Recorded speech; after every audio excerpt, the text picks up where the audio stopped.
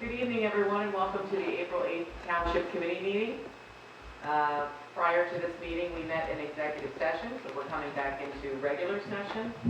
Greg has already read the notice for the public meeting, and I'd like to ask everyone to join me in the salute of the flag. Greg, if you could put our flag up.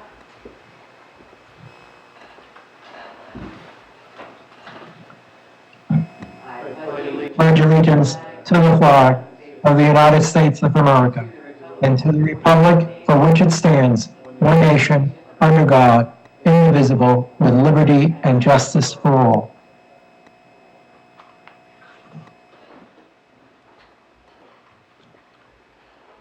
Thank you very much, Greg. I'm going to call for a motion to approve the agenda that we have for this evening. Madam Mayor, before that, may I ask that the two items be considered for change? Yes. I'd like to ask that the colony pool fees ordinance, which is ordinance 2021-14, be moved to introduction, and that the goals and objectives discussion be moved to the non-consent agenda under Resolution 126. Thank you. Do I have a motion to accept the agenda as amended? So moved. Thank you. Can I have a second? I heard Celeste. I think I heard Mark. Or did Mark? Or Mark, second, Mark, yeah? Yep. You can hear me? Yeah, Okay. thank you. And this evening... is your microphone on? What? Your mic? Lapel mic?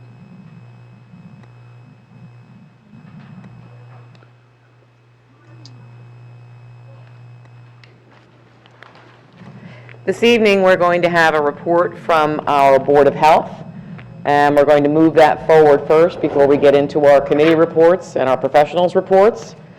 So, Lucille, if you're ready. Yeah, I'm bringing her in. Our Board of Health has been tremendously busy this year. Aside from dealing with pandemic issues, deals with general issues that happen within the township with regards to health and food and sewers and things like that. So lots going on, Lucille. So thank you very much for coming this evening. Oh, my pleasure. My pleasure, Tracy.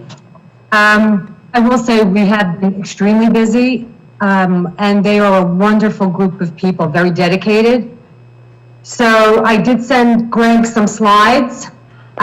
He's going to work them for me because I'm not the best at sharing my screen. So Greg, when you're ready, we're ready. You can advance to the second one, actually. So this is actually your an annual report from 2020. I just wanted to start off with, who the members are. Myself as president, Lori Gardner, who's another nurse, is the vice president. Nick Nicolopoulos is a member. Catherine Fowler is a member. Mark is our liaison to the Township Committee. And the contracted service, the professionals in terms of the public health professionals are Mike Fitzpatrick from the Bloomfield Board of Health. He's our health officer. And Marlene Dolan, who is our public health nurse supervisor, both of them have been just phenomenal, I have to tell you. And of course, we have a contract with legal and engineering services. And I will add that we have Greg, who is he is just the mortar that keeps everybody together. So I want to give a shout out to Greg because he's been phenomenal.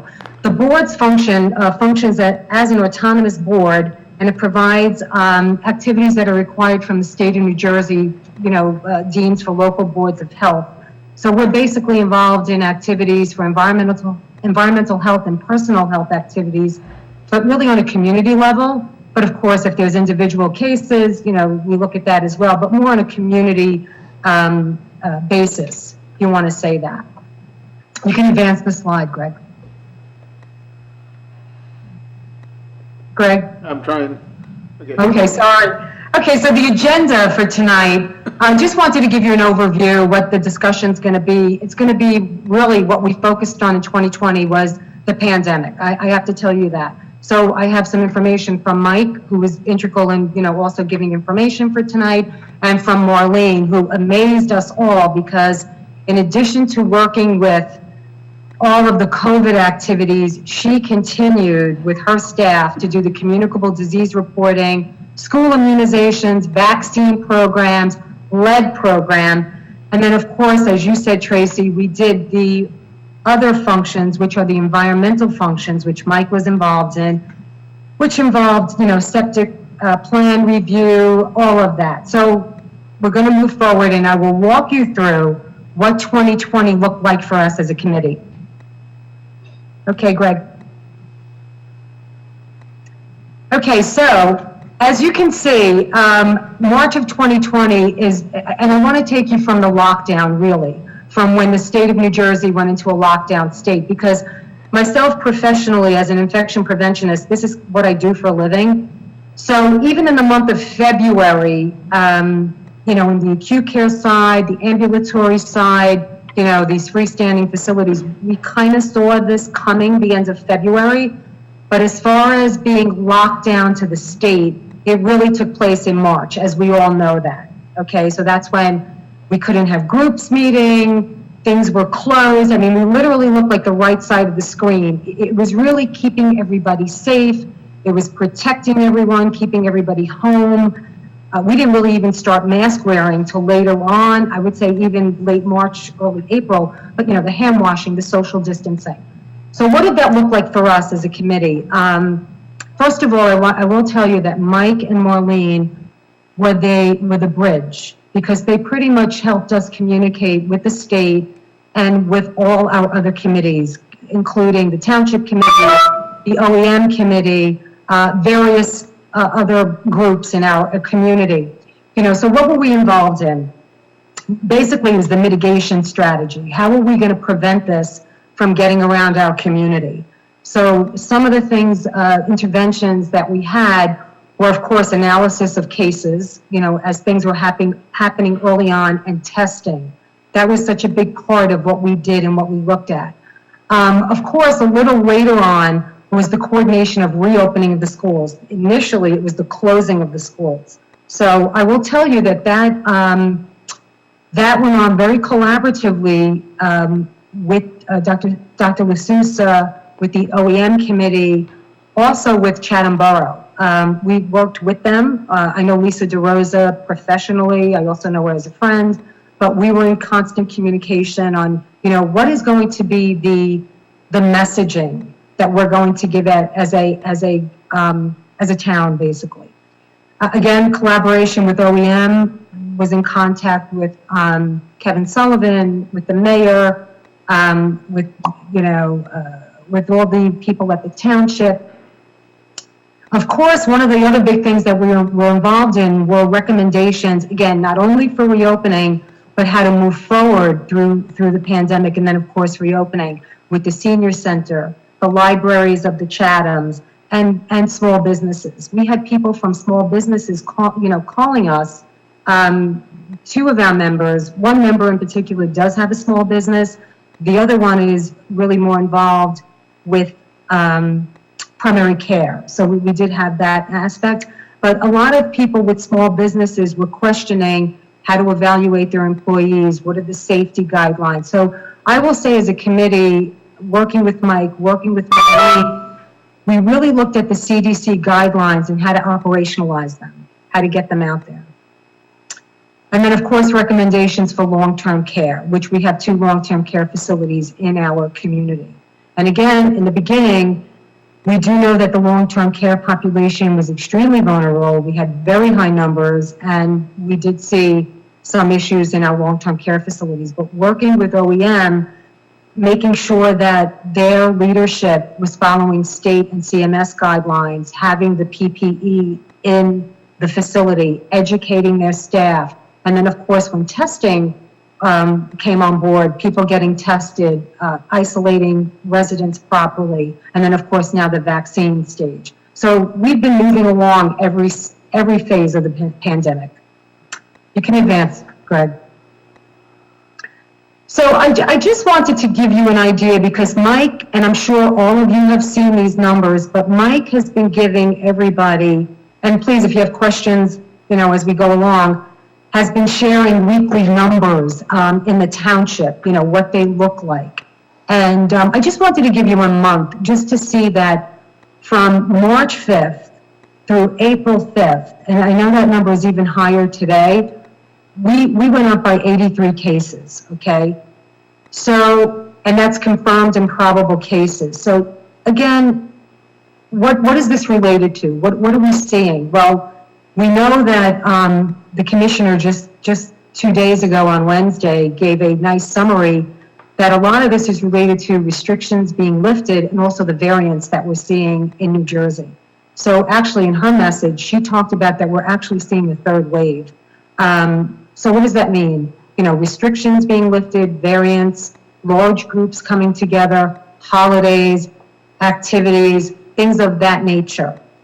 So the messaging really is we don't want to let our guard down. We want people to mask. We want people to social distance. We want people to do things safely. So again, another function of the Board of Health, working with our professionals, what is the messaging we give out? People have pandemic fatigue. I don't have to tell all of you this. So it's kind of being vigilant. Like, I guess people are feeling, well, we've gotten the vaccine. We can kind of do whatever we want, but that's not really the reality of everything. So with the next slide, Greg, you can advance.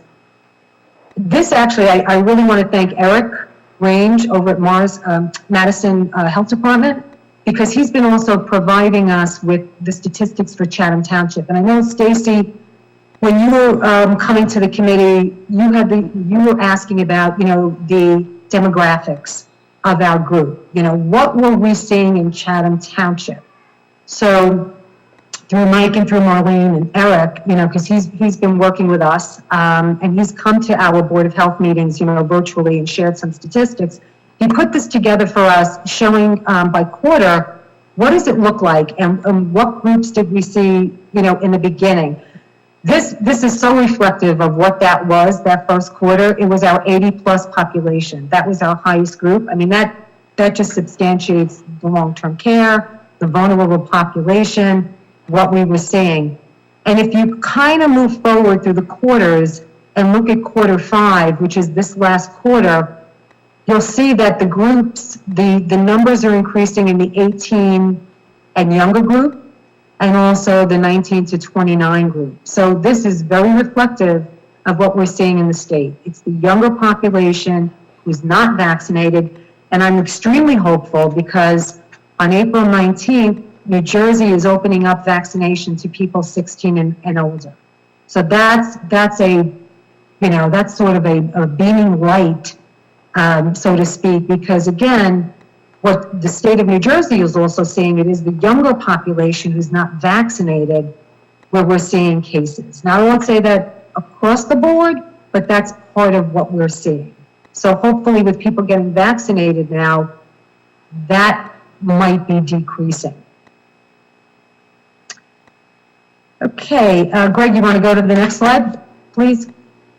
Okay, so what was happening? And just to give you an overview, because and we did meet every month. I will tell you, the Board of Health really met every month. I know when I first started on the board, we did have some months where, okay, well, we really didn't have to meet, and we kind of would, postpone until the next month. It was so important for us to keep in communication with each other, with Mike, with Marlene, what was happening. I was always accessible. I know Kevin called me a number of times. I know Tracy called me a number of times. Stacy called me a number of times. So we were accessible for questions, anything really. So Mike provided every month a report, and it was a progress report, basically what he was doing, providing, again, a bridge in mitigating issues with COVID. So basically what he did is he provided clarification on CDC guidance and New Jersey Department of Health best practice. And from the beginning all the way now to vaccination. So that's, it's the whole spectrum, basically. He also provided guidance for our fire departments, EMS, school superintendent, the nurses, the school nurses. I know Marlene went in and spoke with the nurses a number of times, education, guidance, things of that nature. Also provided guidance for the mayor, the township administrator, Mr. Hoffman, Greg, a number of times we were in communication. And also information to long-term care, if that leadership needed any information. And now going forward, what Mike has been talking about and Marlene are the availability of the vaccine. How was the rollout, talking about the mega sites. I will tell you that I am on a distribution list from the New Jersey Department of Health and also the New Jersey Hospital Association. And I do come with some good news that they now have a site in New Jersey for vaccine, vaccine setup, for lack of a better way to put it, because it's been a challenge. I mean, we've heard it in our community from I will speak as being a parish nurse. Our congregation gave us feedback that they couldn't get vaccine appointments. So I believe this is something Mike and Marlene will be talking about next week, that the state put out a site where people can go on and find vaccine availability. And then, of course, Mike talks about, making sure long-term care has the PPE they need, that they're compliant with the state and the CMS and CDC guidelines. Okay, Greg, if you want to advance. Okay, Marlene, I will tell you, I don't think that woman went home any night before 10. Okay, there were some of the evenings when we had committee meetings. I know, Stacy, you were on with us. She was reporting from her office in Madison. So she was extremely busy with reporting and contact tracing, and we'll talk a little bit about that. She was also doing the communicable disease reports, and again, school immunizations and the vaccine programs, which was seasonal flu, vaccines for children, and then, of course, now the COVID vaccine. So you can advance, Greg. As far as her role with the CDC and the state COVID reporting, Marlene reports into a system called CDRS. Okay, so that's driven by identification of cases and investigation. So what does that mean? If a person gets their blood work done, and I'll use long-term care, for example, when our residents in long-term care facilities were getting their blood work done, to see if they were positive or negative, that blood work goes to a lab. That lab is responsible for reporting that to the State Department of Health. Then what they do is they call the local to say, or send them a report, these are your positives, and that's when Marlene and her team go to work. So that's the process. Marlene gets those positives, she feeds them into CDRSS. Actually, the lab feeds them in, and then she follows up and adds to those cases. So what does that involve? I mean, for when a case is identified in the community, that's when her ticker goes off for contact tracing. So she'll make the phone calls to the index case and then pick up the contacts that index case had. And that's what was taking a bulk of her time. And basically, what the local health department provides is guidance to identify the source, of course, who was the index case. And then really what you want to do is mitigate risk in the community. You want to mitigate that risk. So for example, if it was a student, you want to find out if the student was in school. If it was I'm going to use an example, if it was a senior citizen that went to the senior citizen center, who were the contacts there that day? That's just hypothetical because we didn't have that, but just to give you an idea what that would involve. Okay, Greg. Okay, in addition to that, Marlene was also doing, and her team, the normal reporting that we're required to do as a Board of Health. So she looked at foodborne illness, Lyme's disease, sexually transmitted infections, and influenza. And as you can see, the numbers were not as robust because, although she was doing it, she was spread very thin. But they were, monitoring those other reportable illnesses. Okay, Greg. School immunizations, and these are the audits between 2019 and 2020. She did continue with that. There was compliance with that, with the immunization rules. She actually looked at preschool grades K through 12. Her report indicated that most of the audits were completed by February 2020, which actually was very good. She looked at 314 records, which were reviewed in 5 facilities visited. So just to give you an idea, Chatham Township includes 5 preschool programs and 5 various schools covering grades K through 12. So again, given the COVID pandemic, where schools were closed, you have to think about that, she pretty much did, and her team, a lot of what they needed to do in the beginning of the year. Okay. Next slide, Greg. Okay, see, I have to say, I commend her for this. She actually pulled off 2 flu vaccine clinics, and that was awesome. With all the COVID-19 guidelines that we needed to have in place, it was very, very carefully orchestrated. I know she solicited volunteers from the community to help keep the social distancing and, create that space. It's interesting because she shared with us a lot of our seniors like to go to these things because they, social, they see people, but that was not the case this year. Most of the people who participated both in the Myersville Road and the Madison DOH clinics were they were between the ages of 35 and 60. So pretty much they were reflective of the people who were working from home. And she said she roughly gave out about 90 vaccines. That's pretty much how it went. She also provided the program Vaccines for Children and Adults, and that's pretty much the group that are the uninsured, that go through the state fund program, or the New Jersey Family Care Plan group, or the charity care. And that was being held at the Madison facility. And that resumed actually in the summer of 2020, because again, in the beginning of the pandemic, mostly everything was closed. Right now, where we're focusing and what Mike and she have been talking about is just the vaccine program, the COVID-19 vaccine program, the availability at the mega sites, what's been happening. Most of the mega sites in Morristown have been affiliated with Atlantic Health. So just so everybody's aware of that. And mostly the signing up for those sites has been through Atlantic Health. Also, what's exciting is they are talking about a home-based program. So hopefully we'll get to see and hear more about that, because with the J&J vaccine, which is a one-time vaccine, that's pretty much what they were waiting for, to start something in the home. So you can vaccinate somebody once, you don't have to go again, in that 2 to 3 week period. Okay, Greg, next slide. A lead program also was being done at this time. 77 children were screened by their providers. There was 1 elevation and a capillary sample, and then they had that person get a blood draw. That was within normal limits, but Maureen did stress that if there had to be any kind of consultation or call, video calls were available. Okay, next slide. Environmental services. Okay, we didn't stop with our environmental services. So Mike and his team, when restaurants were open, because we know restaurants were closed for a period of time, they did do the retail food inspections and investigations. And the same thing was true for, like, say, the pool during the summer or summer camp inspection.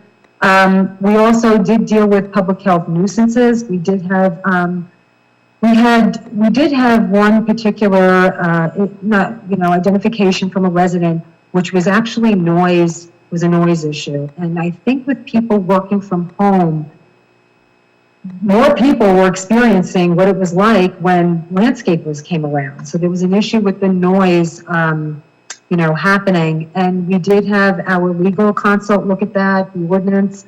We talked about a few ideas there.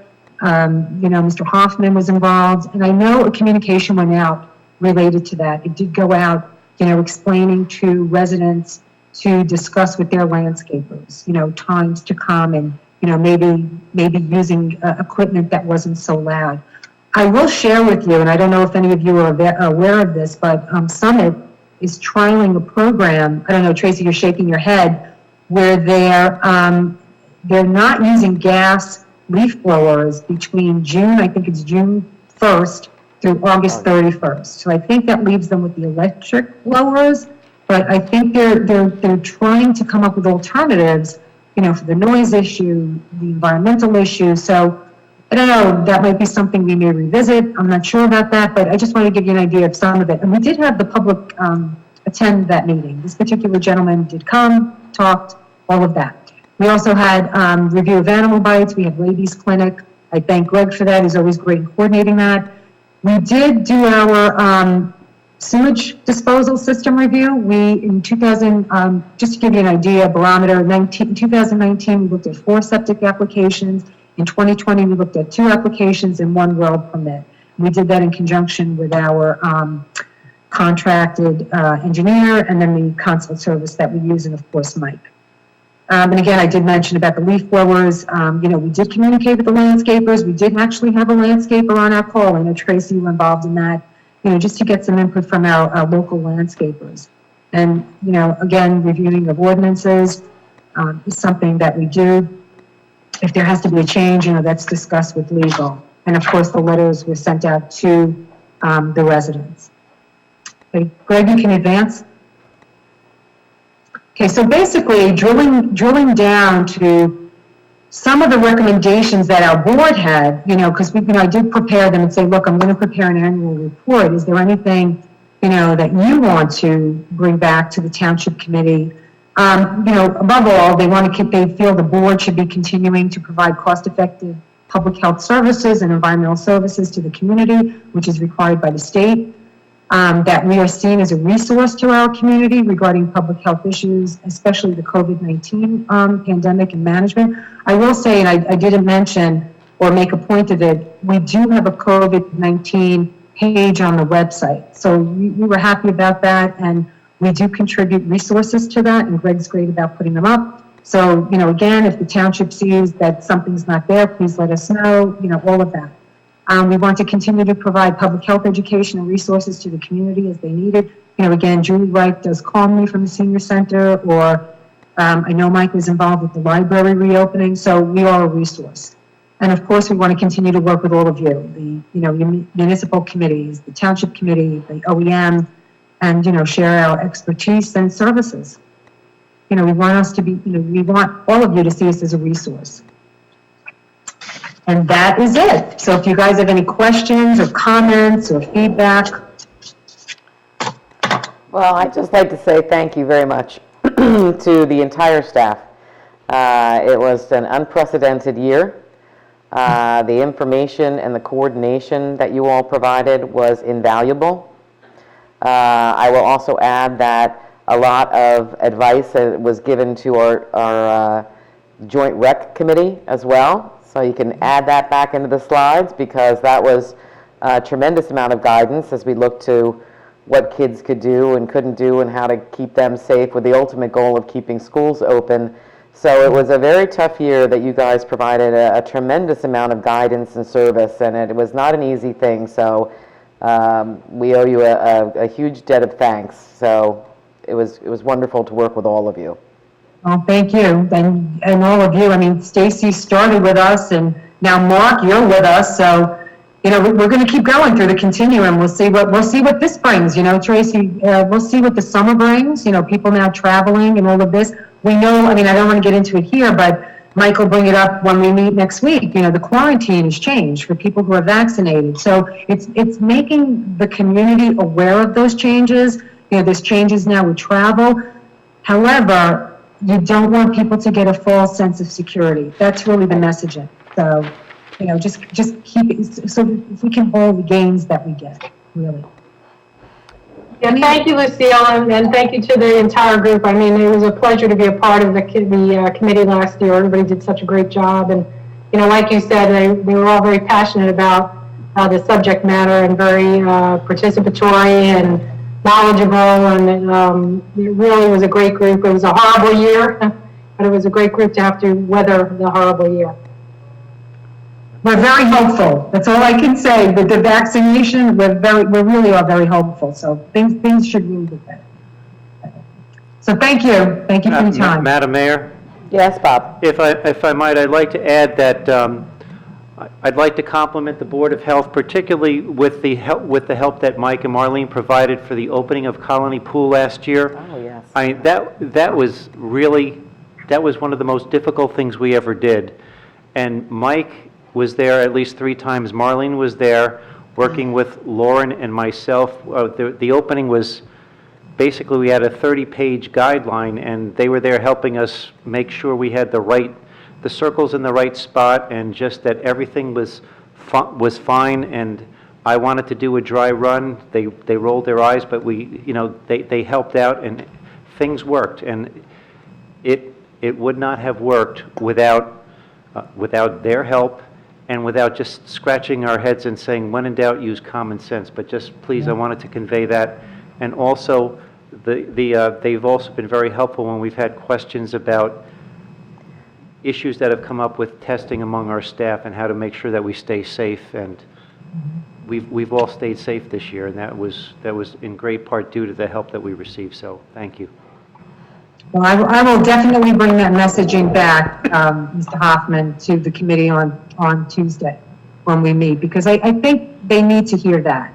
They need to hear that they're appreciated, their expertise is respected. I can't say enough. Anytime I call on Mike, or shoot him an email, he does respond. So, that's a positive. Thank you. Thank you very much, Lucille. We Well- appreciate it. Hang in there. We'll all get through We this are. together. We are. Good night, everybody. All right, thank you. Good You're night. welcome. Thank you.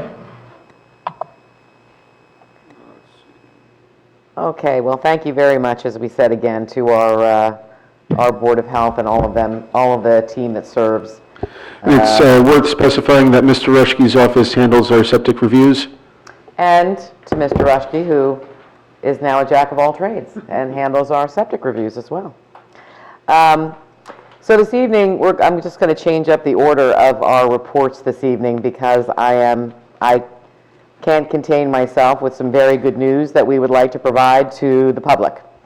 So this is going to be a little drier than I usually make my reports because Albert wrote it, so I'm going to say that up front. But nonetheless, I am very happy to share some welcome news tonight on our affordable housing. There are two matters on tonight's agenda regarding affordable housing related to the Township acquiring 522 Southern Boulevard for 100% municipally sponsored family rental development. As a result of good faith negotiations between the Township and the owner of 522 Southern Boulevard, Kronos Holdings, LLC, the Township and Kronos agreed upon a fair market value for the property in the sum of $4.8 million. With this agreement, the Township and Kronos are also resolving the litigation initiated by Kronos challenging the Township's designation of the property as an area in need of condemnation redevelopment and the adoption of a redevelopment plan for the property. Also resolved are the Kronos challenges to the original bond ordinance and the condemnation ordinance.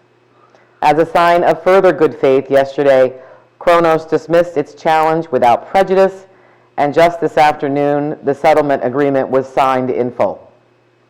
In order to meet the terms of the settlement, the Township Committee will consider adopting a supplemental bond ordinance to increase the amount of the appropriations for the purchase from $3.685 to $4.8 million, and the additional cost of acquisition. The supplemental bond ordinance is listed on the agenda under the introduction of ordinances. The Township will also consider a resolution authorizing the mayor and the clerk to sign the settlement agreement, which I will do so gleefully, and that the resolution is listed under the non-consent agenda. The settlement is conditioned upon the Township adopting a resolution authorizing the settlement and the adoption of a final non-appealable supplemental bond ordinance and the availability of the bond proceeds. There remain collateral issues to be resolved, including the termination of the purchase and sale agreement between Kronos and S.L. Chatham II, LLC, also known as the Silverman Group, for the property and those issues will be addressed separately from the fair market price for the property. The Silverman Group purchased the Noe Pond Club at the end of last year. With this settlement, the Township moves substantially closer to meeting the sole condition of the conditional judgment of compliance and repose entered by the Superior Court of New Jersey on January 19, 2021, namely the acquisition of 522 Southern Boulevard. For an extended period, the Township Committee heard from Township residents that the Township should proceed to purchase 522 Southern Boulevard for affordable housing and to pay the owner the fair market value. I believe this settlement fulfills those sentiments. On behalf of the Township Committee and the Township residents, I wish to thank the Kronos owners for their cooperation in arriving at a mutually agreed upon fair market value. So that's Albert's statement. So I'm going to augment that just a little bit. And I'd also like to thank Albert for helping us to continue the conversation and coming to an amicable conclusion, which was not an easy effort. And in addition to thanking, of course, the Kronos, the family, and the owners of 522 Southern Boulevard who hung in there for quite some time, I'd like to thank Bob and John Rushke and Deb King and all of those who provided us guidance and counsel as we moved through this. And there were many people from our bond team to our auditors to our financial professionals who all provided input into making this happen for us. So hats off to everybody. And this is indeed a very good night that we're very pleased to be able to finally share some good news and a way forward. More good news today was that we were approved for a $150,000 grant to explore our shared services with the DPW in conjunction with Chatham Borough, Madison, Morris Township, and Morris Plains. Many thanks to Jocelyn Matheson, the Chatham Borough Committee, for spearheading this effort and for writing the grant proposal.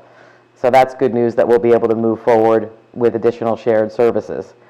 And on the agenda, there's an application for a grant in the amount of $785,000 for a water pollution control plant that will help us repair and upgrade major elements of the plant to ensure continued reliable service.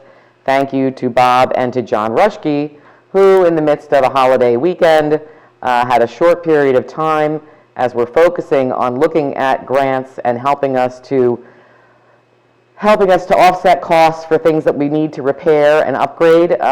Took that time to get this together and time to be able to submit it. That is on our agenda for us to approve tonight. So thank to you both very much. That was a lot of work to get this together so that we can apply for that money.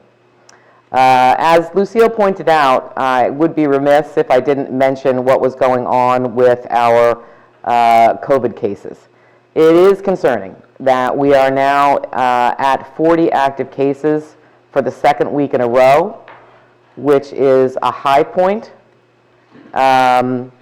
And we added 14 new cases on Monday, another 6 today, and somewhere between 6 to 9 of those cases were in the under 18 category. As Lucille pointed out, between March 5th and April 5th, we had 83 cases. And it was a very telling slide that in this last quarter, roughly 46% of the cases were under the age of 29. So all I can tell you is to stay vigilant and to try, as we all get vaccinated and we all suffer from the fatigue, to realize that this now has moved down into the younger population, and hopefully with the availability of the vaccine to those 16 and above, we'll see those numbers start to come down as well. The last thing I have to report on is that for those of you who have been following this for what has been probably close to 20 years now, the Rolling Knolls landfill, which is located off of Britton Road in Green Village, has been undergoing testing for quite some time. In 2018, we had a series of public meetings about the potential options for remediation of the site, and then that feasibility study, it just kind of went away. There was some additional testing that went on. We hit the pandemic. There is a revised feasibility study that is available on the Great Swamp Watershed Association's website, and that you can look at to see what the 5 remediation options are that can be considered by both the township, the Great Swamp National Wildlife Refuge, by the owners of the site, which is the Mealy Trust. And I would advise everybody to take a look at that. We do have there was a community advisory group formed in 2018 so that members of the public could have input into this process. There will be a review of the feasibility study and the remediation actions on April 15th at 6 p.m. The Zoom information is on the Great Swamp Watershed Association's website, as well as our Facebook page and our website, and I would ask that the community members who have an interest in this to join in and understand what the remediation actions are being proposed and what they mean, and all of the information. You get a chance to ask questions of all the professionals, and it's a very valuable. We usually have a very good turnout, and I would ask people to join in and make their voices heard on the remediation efforts for the Rolling Knolls Superfund site. And with that, and all that good news, with the exception of the COVID cases, was that someone? All right. With that, we will move on to our committee reports. Mrs. Felice? Yes, the Colony Pool Committee met, and they're currently working on a marketing plan and an event schedule. And no other reports this evening. Okay, thank you. Mr. Felice? Mr. Hamilton? We may be close, but we're not that close. No substantive reports this week, other than to say thank you to Lucille. I've enjoyed my time on the Board of Health. These things tend to ebb and flow, and there's going to be plenty of meetings on the committees on which I serve in between now and the next Township Committee meeting, so I'll be giving substantive reports there. Terrific. And Celeste? I have a lot of reports, and some of it is repetitious from other weeks, but it's things that are coming up. So, first of all, I'm just going to talk about the food bank a little bit, just to reminder that it's open for distribution on Wednesdays from 3 to 4 at the Chatham Methodist Church on Main Street across from CBS. And you could drop off non-perishable items anytime, such as canned food, laundry detergents, baby products, or you can purchase ShopRite gift cards and donate to Boxcar or Amazon wish list. That is that. And then the Historical Society, on Sunday, April 18th, they will present a Zoom program about the Snake River Mills of Chatham. And on May 1st, it will be part of the Pathways to History. And there will be an outdoor display from 12 to 4 at the Red Brick Schoolhouse with displays of notable women of Chatham, Atlantic people, and ongoing preservation of the schoolhouse. Let me see, I'm not done yet. I have lots of stuff about, okay. I want to mention one of our other local organizations, which I mentioned last week, the last time. The Town and Country Garden Club is continually working on keeping our town beautiful. They recently asked our DPW to help them clean up the area where the Welcome to Chatham Township sign is at the corner of Nellie Avenue and Turnpike. Now that the weeds and the debris are cleaned up, they plan to plant some daffodils and possibly a couple of long-term shrubs to flank the sign in the fall. So I don't know if they've ever gotten the recognition before, but they've been doing this for years. Next, I have the Historical Society, the Environmental Commission. So, from April 1st to the 22nd, the Great Swamp Watershed Association has plants and pollinators for sale on their website. Well, they ran out the first day, but I think they're restocking. And then, other April events. I have them here. On April 15th, Gardening Paradise for Pollinators with Gail Digimenko. She's a master gardener and wants to be a Zoom also. You can learn how to attract butterflies, a variety of birds, including hummingbirds, bees, dragonflies, and other interesting kinds of pollinators and wildlife. And that's presented by the Environmental Commission of Chatham Township, Chatham Borough, Madison, and Morris Township, in conjunction with Rutgers Master Gardener Speakers Bureau. And on Saturday, April 17th, 9 to 1, that's the town-wide garage sale, yard sale. And That also benefits the Great Swamp Watershed Association. And you can list your sale on the Tri-Town Google map with a $10 tax deductible donation to the Great Swamp Watershed Association. And you can find that on their website. April 22nd, there is a community expo at 70 Motor Company at 27 Kings Road in Madison. And that's where the local car dealers will bring in their electric and hybrid vehicles so everyone can see what they look like and find out more about them. Saturday, April 24th, 9 to 12, the 4th annual food season giveaway and town-wide cleanup. So they're going to be just, let's see, the New Jersey Forestry Department buys the seedlings, which we will distribute to Chatham Township Municipal Parking Lot on April 24th from 9 to noon. And last year, over 80 cars lined up for seedlings. And you don't have to be a resident to get these seedlings. I have to get tickets with me, I have to say that. You're a busy woman, Celeste. Okay, so, let me see. And one other thing. The library is on April 30th, is going to present a Zoom program on owls.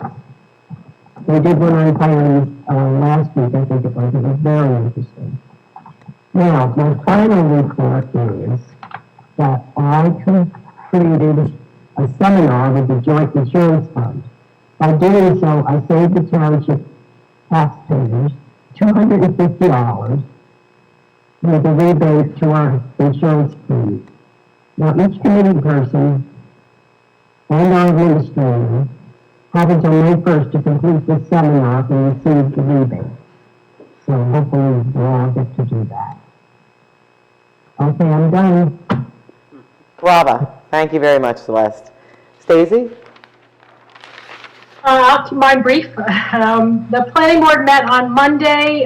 Their sole charge for Monday was to review the cannabis ordinance and to review its consistency with or that it is not inconsistent with the master plan. And it was determined to be not inconsistent with the master plan. So we'll be reviewing that on April 22nd and hopefully finalizing that ordinance.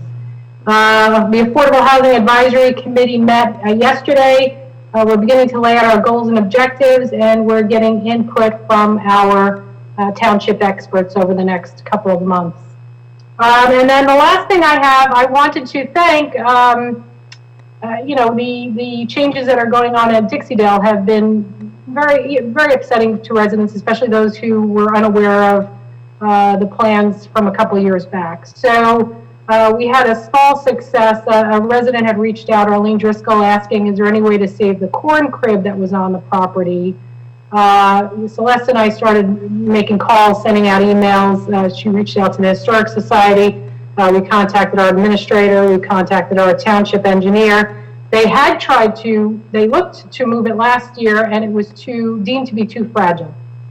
So it was literally days away from being knocked down. I want to thank Bob Hoffman and John Rushke for scrambling to find somebody to move it over in a way that would maintain it. And it is on the other side of the road now at the beginning of the Hillside Trail. I think it's actually a pretty cool, thing to have right there at the start of the trail. When we asked the Historical Society what they thought, they were just so excited about the opportunity to preserve it because it's very indicative of our agricultural history in Chatham Township. So I was very excited to be able to protect and preserve that. I believe the Historical Society is also looking to see if they can get grant funds or some kind of support to help restore it. It's shockingly, they really bolstered it up to make the move. I think it looks better than I thought it looked at a distance, but it would be nice to make sure it's windproof, basically, that the next big storm doesn't take it out. But thank you again. That was really, a small win to the community and all that's going on over there on Hillside. Yes, that was a terrific job. Thank you very much for that. Let's see. Mr. Rushke, you've been busy. Have any reports for us? Hey, Mayor. Yeah, just a quick report. The Hillside Trail and Alum Tank Project, we're having a pre-construction meeting tomorrow, so I'll have a better idea on schedule, but just preliminary discussions with the contractor on Hillside Trail. I suspect the trail may be completed by May, June, so it may be something that people can utilize in the summer, which is exciting. The Alum Tank is far less exciting. No one really is going to see that happen or know what's going on. So that'll probably be completed late summer. That involves a lot of equipment, and usually equipment with orders, it takes time to get that done. So that'll be done later in the summer. And lastly, I was going to mention that now that the capital ordinance is being introduced tonight for its final hearing, so I will have already reached out to the Morris County Co-op. I am recommending that we do utilize the Morris County Co-op again for the paving and line striping. They have very competitive costs, and the township also saves on engineering because I don't have to prepare a bid document. So it's a very cost-effective approach to do. So we do have Noe Avenue on our paving list, and that we did receive a grant for.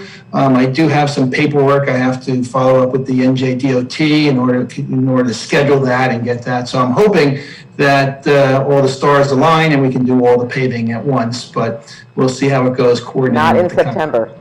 Not in September, Not in absolutely. September. We seem to do it every year in the first 2 weeks of September, and it drives me crazy.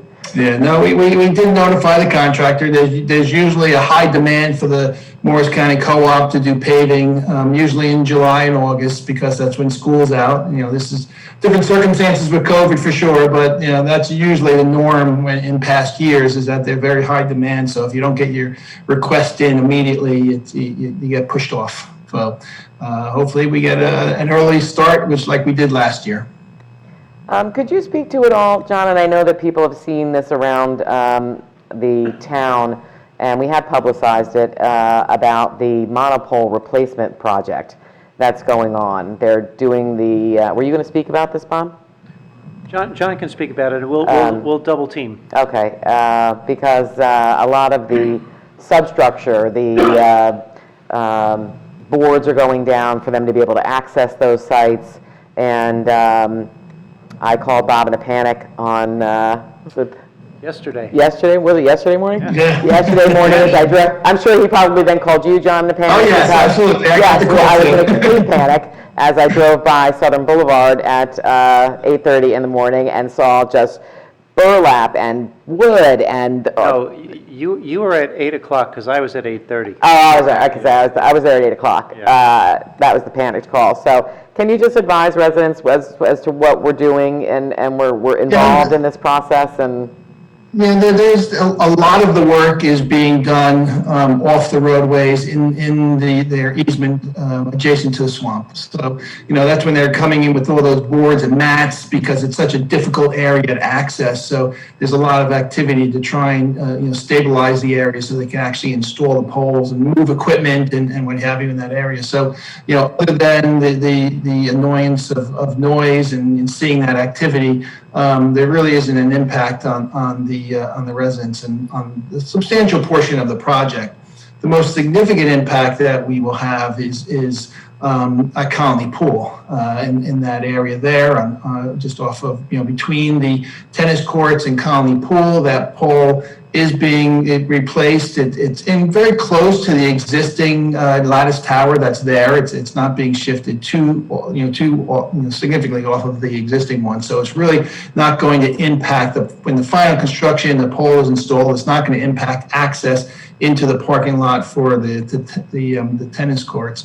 But during construction, they do need room to construct that. And they will be constructing a temporary access road and reconfigure the way you pull in and park at the tennis courts. They're not going to eliminate for the majority of the parking stalls are going to still be present, so there'll be plenty of parking, and access to the courts is just going to be a different way that they're going to have people come drive into the parking lot and then access those parking stalls. So they are going to put up safety fencing to keep people away that are parking at the Colony Pool parking lot. That's not being impacted at all. That should be online the full time. But we did ask them to put safety fencing just because we don't want any young children, wandering over into the area. And for the most part, the facilities should not impact Colony Pool during the summer. I believe the actual, when they start hanging the wires, that's when there will be a time where they do have to shut down the tennis access into the tennis courts, because they're going to be laying wire down and hanging those wires. And that's not a long duration of time, but it will be in the fall, basically, is when they actually do that work. So that's where the most significant impact is going to be at near Colony Pool versus the other locations. They were in more remote locations, and it's really just individual impacts to residents, like I said, of noise and seeing that construction activity, but they should be minimized. Thank you very much. Thank you for answering the panicked call. Albert, do you have anything this evening for us? No, Mayor, nothing beyond what you indicated in your statement. If there are any questions, I'm happy to answer. Thank you very much. I didn't deviate too much. I threatened Albert that I was going to add some colorful language to it, but I didn't, so it's just teasing it. Mr. Hoffman. Oh, you know what? Before we do that, let's go to Greg. Yes, I actually do have a report, just a quick update for the benefit of residents regarding elections, since most people don't think of that in April, but given what I do for work, I do. The June 8th is the upcoming primary, and what I have up on the screen is from the Morris County Election Center website. The plan as of now is a return to in-person voting. I suppose that's probably subject to whatever may happen between now and then with COVID, but the hope is to go back to in-person voting, which, given the amount of angry calls I got last year, I'd imagine a lot of people will be happy about that. Mail-in ballots will still be available for those of us that are still wary of crowds. And then on here are also some deadlines. The petition deadline has come and gone, so petitions are now in. The party affiliation deadline, what that means is that if you are currently affiliated with a political party and you want to change to vote in the other party's primary, you have until Wednesday, April 14th to make that change. If you are unaffiliated, you can declare your affiliation at the polls. That would, of course, have the effect of registering you with that party. But that again is something that you could change after the fact. If you are not yet registered to vote, Tuesday, May 18th is the voter registration deadline. And then, of course, Election Day is Tuesday, June 8th, which, of course, means we'll probably have to reschedule a Board of Health meeting since I'll be tied up with the primary, but that's another matter. So if anyone wants to change their affiliation or register to vote, we do have forms outside the front door of the municipal building, and residents can also contact me. I can either mail you a form or there's paperwork available online. And if you're worried about it getting to the county in time, because the forms go to the county ultimately, but as a local elections official, you can drop off your form with me and I can send the county a scan, on or before the deadline, just to make sure that the county has it, and then I would then mail them the original so they have the original signature. But I just wanted the public to be aware of that, because all too often people wait until the day before election and wonder if they're registered. So if you don't know if you're registered, now's the time to think about that. Thank you very much, Greg. Now, Mr. Hoffman. Sure. Thank you, Madam Mayor. To follow up on what Committeewoman Fondaco said, we have saved at least $500 because I also completed the insurance course. So, and the Township Committee, I'm sure all members will do that. They're due to get a friendly reminder from me sometime next week about that. So, thank you for doing that. already. As a follow-up to what our township engineer had said about the monopoles going up, the police have also been monitoring the traffic, even though it's been light, but there's a plan for next week when schools open again, particularly at the Southern Boulevard School.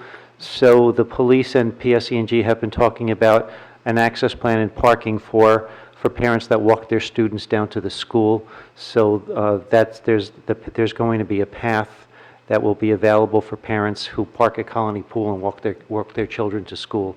Will it be the macadam path, or did they have to change that? I couldn't tell from the big mound of dirt. I was fearful that it got dug up.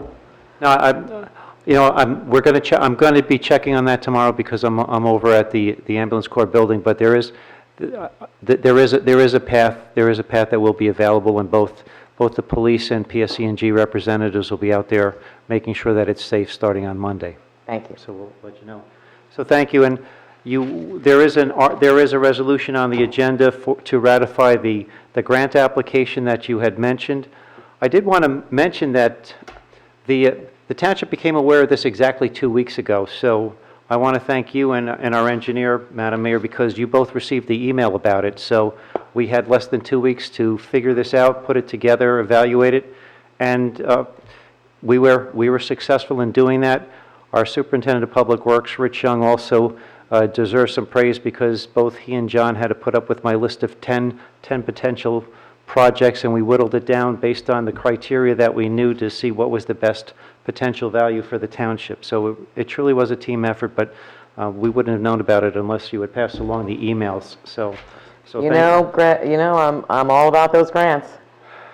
well, I thought I was all about the grants, but you're right. It's if we don't put the effort in, we don't know what will happen. But if we don't put this effort in, we have no opportunity to be successful. Next week, we will be evaluating a proposal that we received yesterday for Nashfield lighting from another source, and the representatives from the Baseball Association and the Chatham Athletic Foundation and some others will be sitting down to evaluate this, and we'll be coming back to the Township Committee with some recommendations. Also on the agenda tonight is Resolution 120, which has to do with the Township's note sale that occurred on March 30th, and there was a bond anticipation note sale. The closing on that note sale is going to be tomorrow, April 9th. So there's information in the packet for the Township Committee to review, but we had at least 4 bidders. Because of the Township's AAA credit rating, we were able to receive a premium on the interest that's being paid. So the best overall value was from, I believe it's the Bank of New York Mellon, or BNY Mellon, and they've paid a premium of $146,713.61, which will be going to fund balance to help with schedule payments for bond anticipation notes in the future. So everything worked out well, and we're lined up. It's a 1-year bond anticipation note, so we're lined up for next year as a potential long-term bond offering on April 8th, 2022, just as has been talked about over the last couple meetings. And that's basically my report, so thank you very much. Thank you, Bob. And now we'll move on to the hearing of the citizens. Because of the public health emergency declared by the governor's executive orders, this meeting is being held virtually. If you are watching cable TV on Comcast 29 or on Fios Channel 26, you can participate in the public comment session, of this meeting by dialing any of the phone numbers which are listed on the agenda or will be shown on your TV screen. Then dial *9 to raise your hand. If you're watching via Zoom, you may speak during any of the public comment sessions by following the Zoom instructions to raise your hand. When you raise your hand and are recognized, please say your name, spell your last name, and give the name of your street. You do not need to give the number. Any public comments will be limited to 5 minutes. Rather than use any of your time, we'll wait until the end, until you finish speaking to provide any answer. We have 2 public comment sessions, as we always do on tonight's agenda. Each member of the public will be limited to 1 comment of up to 5 minutes during each public comment period. Written comments submitted to the Township Clerk before 3 p.m. today will be read during this session. Written comments are subject to the same guidelines as oral comments, namely each is restricted to 5 minutes, 1 comment per session. Duplicative written comments may be summarized rather than read in full, according to the guidelines issued by the New Jersey Division of Local Government Services. Greg, did we receive any written correspondence? We did not. Thank you very much. Then we'll open for our public comment session. Greg, do we have anybody in the public? Yes, Lisa McHugh. Lisa, if you could unmute and give your name and your street. Can you hear me? Yes. Okay, great. I'm Lisa McHugh, and I live at 61 Ormont Road in Chatham Township. And my concern is the Rolling Knolls Superfund site in Chatham Township. As a resident of the town for over 30 years, I would prefer a more substantial cleanup of the site, such as the one the Great Swamp Watershed Association is advocating.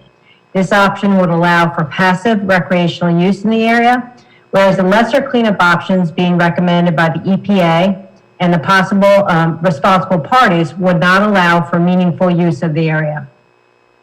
It is my understanding that the EPA is pushing for a less desirable cleanup effort to be done soon, yet they would listen to Chatham Township Committee if the Township Committee opposed the lesser cleanup options and advocated for a more substantial cleanup of the site. Given this, I would like to hear what the position of the Chatham Township Committee is on the Rolling Knolls Superfund site. Will the Township Committee advocate for a thorough cleanup of the site, even if it took longer to accomplish, where there could be passive recreational use of the area? Or will the Township Committee settle for fencing and no trespassing signs around the site and within our town forever? So thank you. Thank you, Lisa. Madam Mayor, if I may, this is not the appropriate time for our Township Committee to answer those kind of questions. We're in the education and information phase right now. We have a new Township Committee members in 2021. All Township Committee members from 2021 are taking tours of the site right now, as well as the professionals that are involved with recommendations, so that we will all have firsthand information. And then it would be appropriate sometime in the future for the Township Committee to make a policy decision and talk about it. But until all members of our Township Committee have had the opportunity to take a tour and to speak with all of the responsible parties, and by responsible parties, I mean the Fish and Wildlife folks, the Great Swamp Association representatives, and others, this is not an appropriate subject. I will say that I had the opportunity on March 29th to go out and take a tour. Some of our Township Committee members have already had the opportunity. Others are scheduled for next week. And so is our special counsel on this matter. And after all of our 2021 Township Committee members have had the opportunity to view it firsthand, ask questions of our counsel, ask questions of our professionals that are involved, then it would be time for the Township Committee to make informed comments to the public. Thank you, Bob. Seeing anyone else? No one else. Seeing no one in the public, I will move to close the first public comment session. We will have a second public comment session at the end of our agenda. We do have a full agenda, so we're going to move right in. We have 3 public hearings and up for final adoption of ordinances. Ordinance 2021-07, 2021-09, and 2021-10. Greg, could you please read those for us? Sure. Beginning with ordinance 2021-07. Let me just activate my camera. It is an ordinance of the Township of Chatham, County of Morris, State of New Jersey, amending Chapter 2, Administration of the Township Code to add alternate members to the Open Space Advisory Committee. Thank you very much. Do I have someone who would like to move that ordinance forward? And do I have a second? Second. Thank you so much.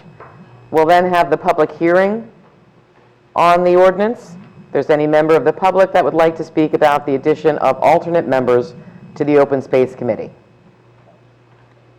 Greg, do we have anyone? We do not. Thank you. Seeing none, I will close the public hearing. Is there any committee comments on this?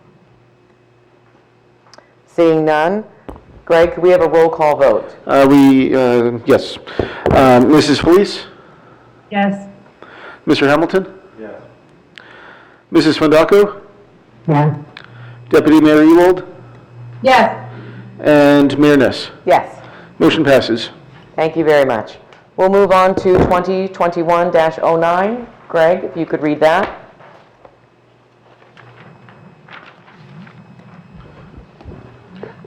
Bond ordinance to authorize the making of various public improvements and acquisition of new, additional, or replacement equipment and machinery. Yeah, I ran out of time. You ran out of time.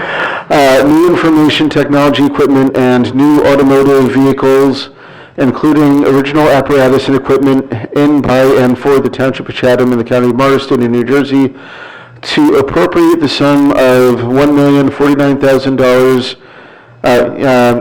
to pay the cost thereof, to make a down payment, to authorize the issuance of bonds, to finance such appropriation, and to provide for the issuance of bond anticipation notes in anticipation of the issuance of such bonds.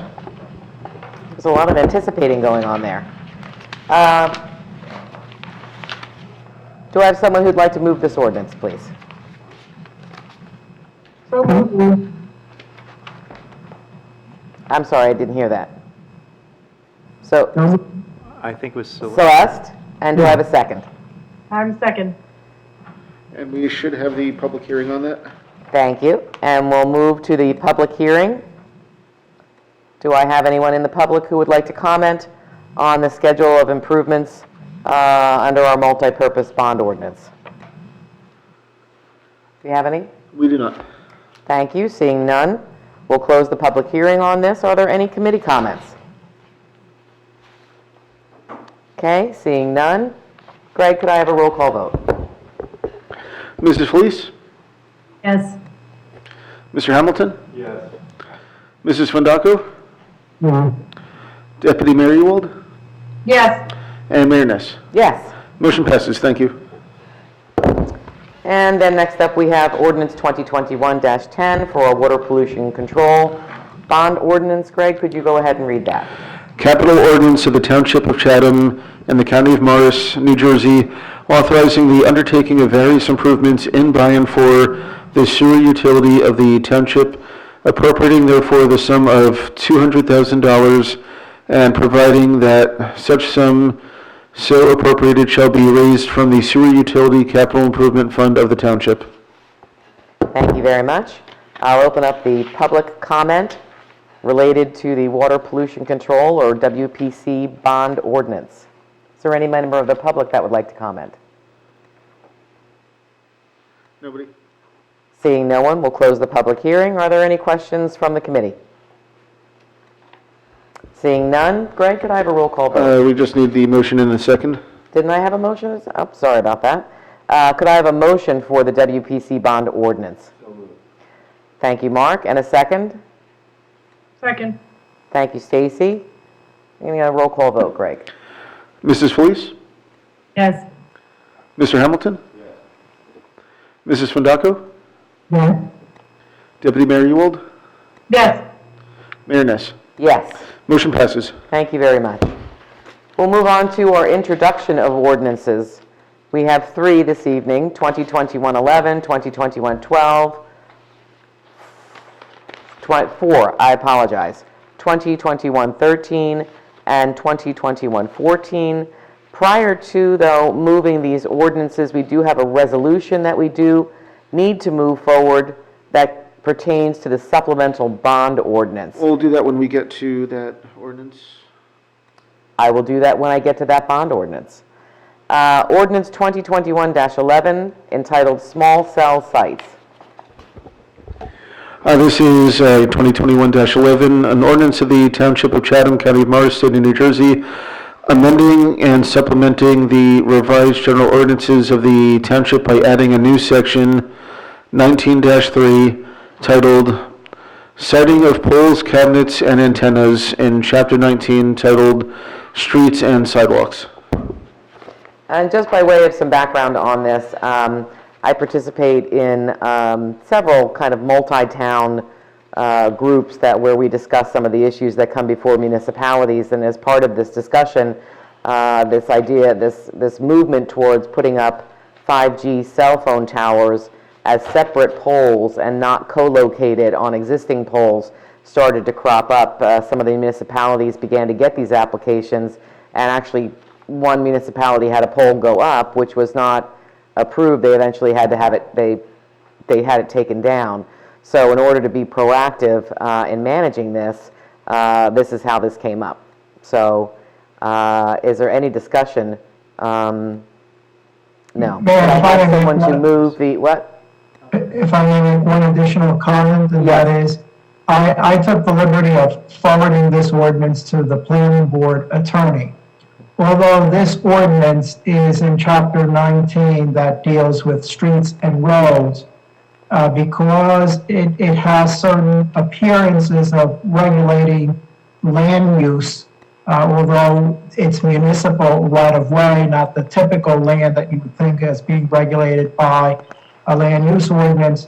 The planning board attorney recommended that it be treated as if it were a land use ordinance, and that it be referred to the planning board for a master plan inconsistency review, and then a report back to the township committee.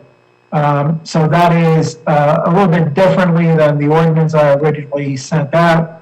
The planning board's attorney's recommendation came in this afternoon, and I asked the clerk to put some additional, delete some sections and substitute other sections that are the requirements for master plan review. So the clerk, I believe, has already done that. Thank you, and Greg loved that at the end of the day, to switch around the ordinance, so he loves that when that happens. So then we can introduce the ordinance, Albert, and then it will be referred to the planning board for its review, and then come back to us.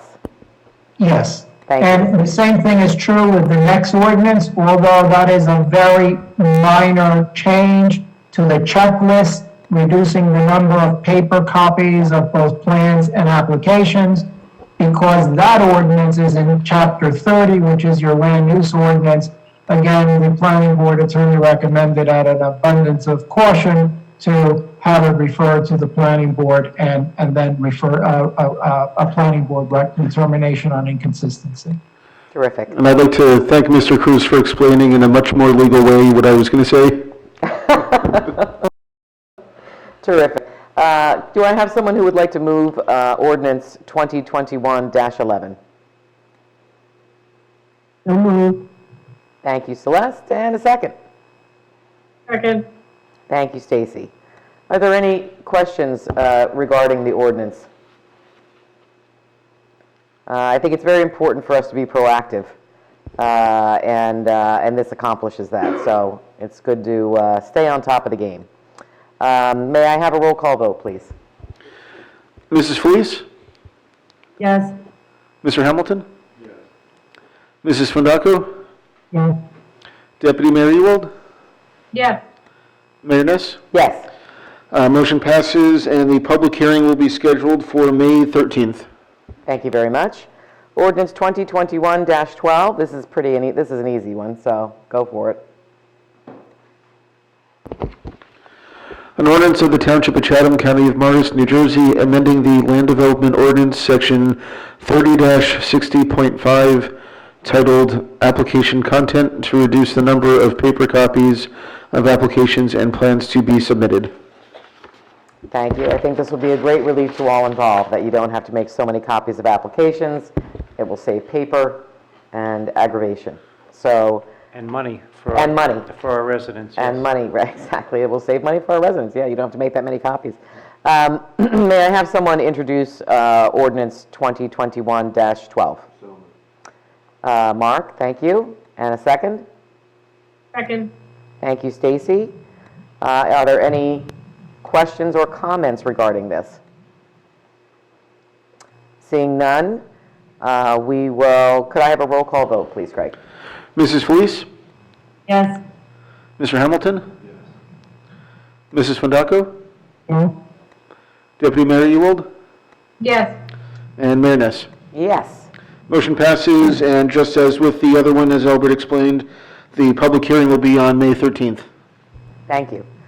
Prior to introducing ordinance 2021-13, which is our supplemental bond ordinance, we have to introduce a resolution, which is 2021-114, amending the capital budget.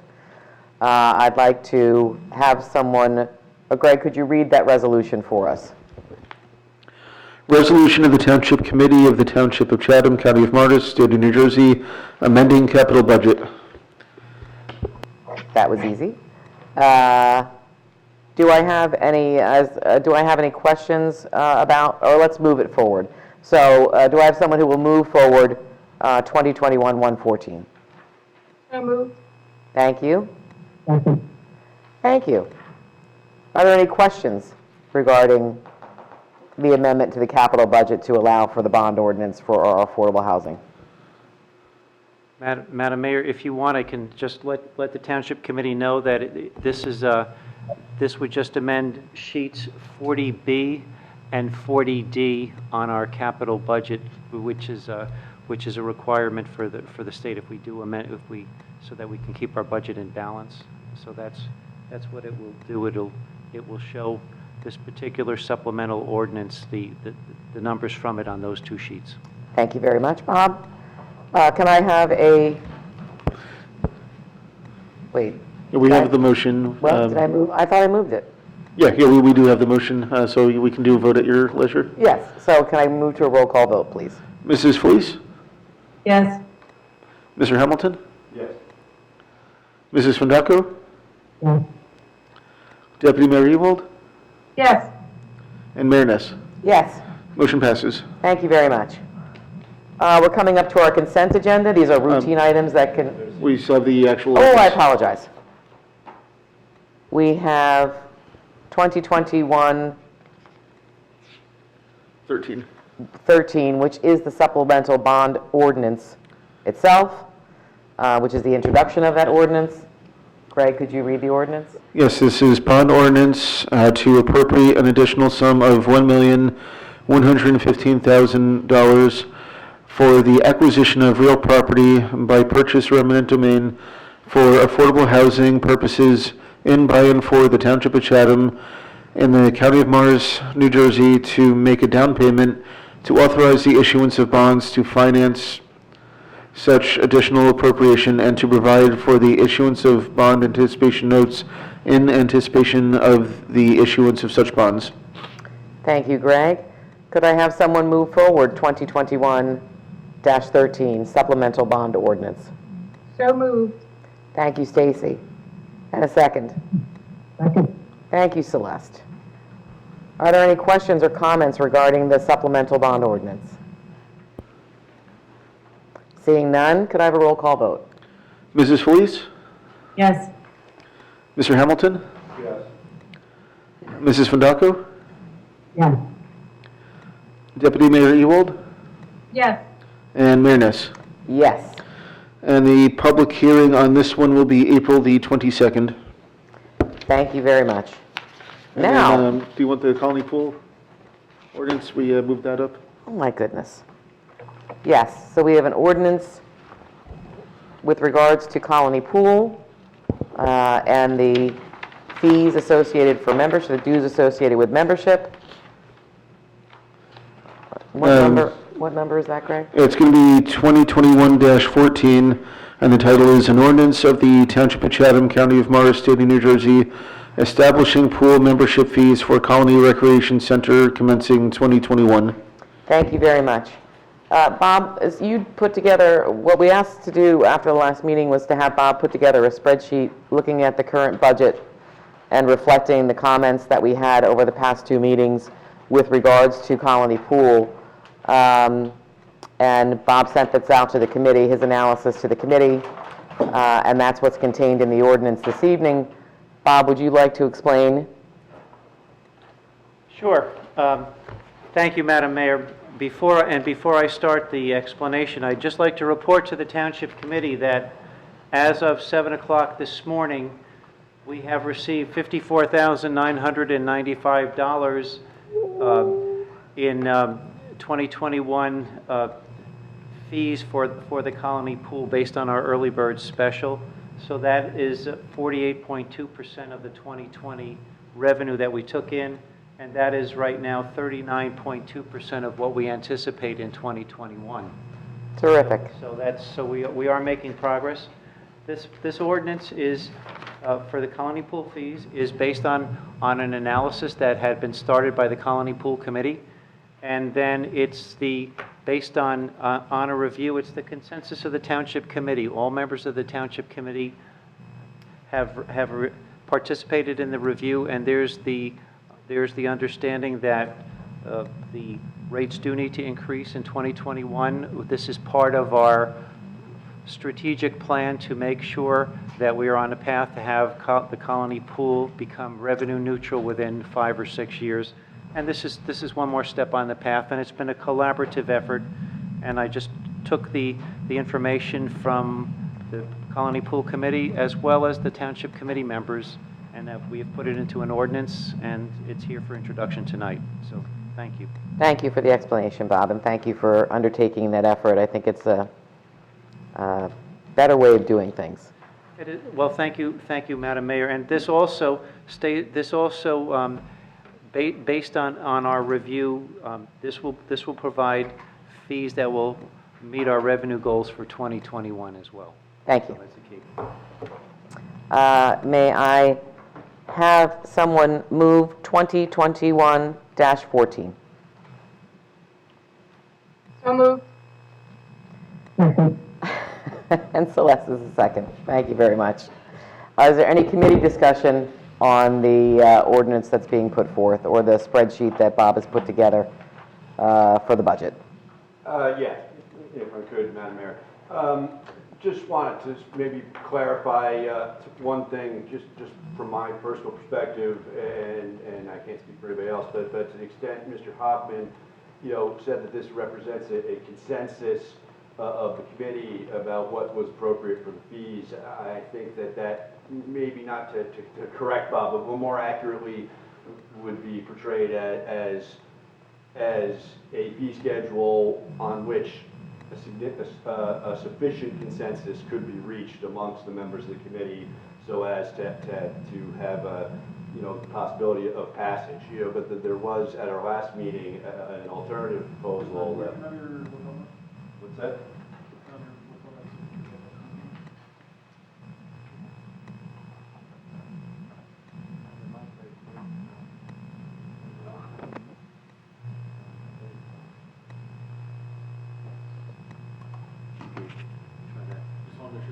Okay, hopefully that works.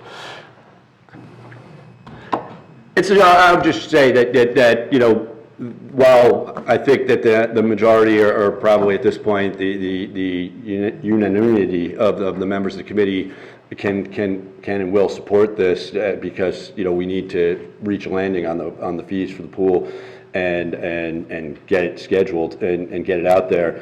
I would just like to say that, make a note, as I made obvious at our last meeting, that I, for one, was in favor of a different schedule with more significant rate increases, with the goal of having the pool be more revenue neutral. From my standpoint, every penny less in revenue, which is generated by a Colony Pool, is effectively a small tax increase on the taxpayers of Chatham Township, because the difference between the revenue collected and the actual money needed to operate the facility is paid by everybody who pays taxes in this town. So when you collect less revenue, you're spending more taxpayer dollars from everybody in town.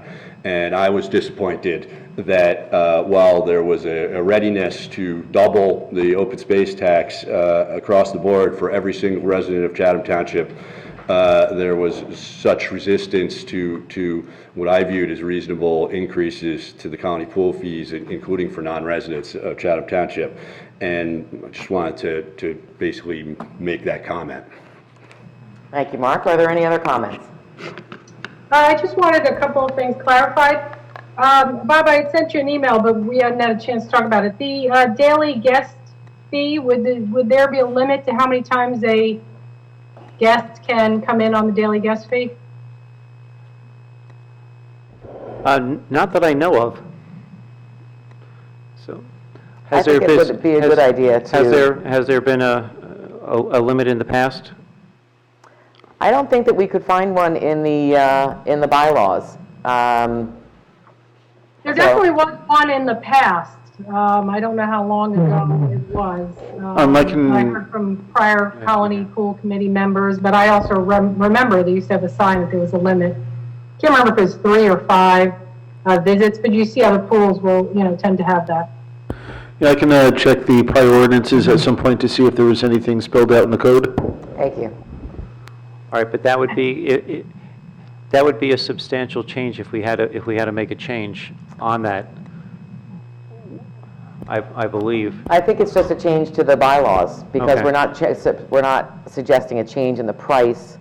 It would be going back to, it's one of those things where bringing in guests is a good thing, because they get to experience the pool and they then join. You don't want people to have a unlimited number. Okay, all right, I see it, so it's the bylaws.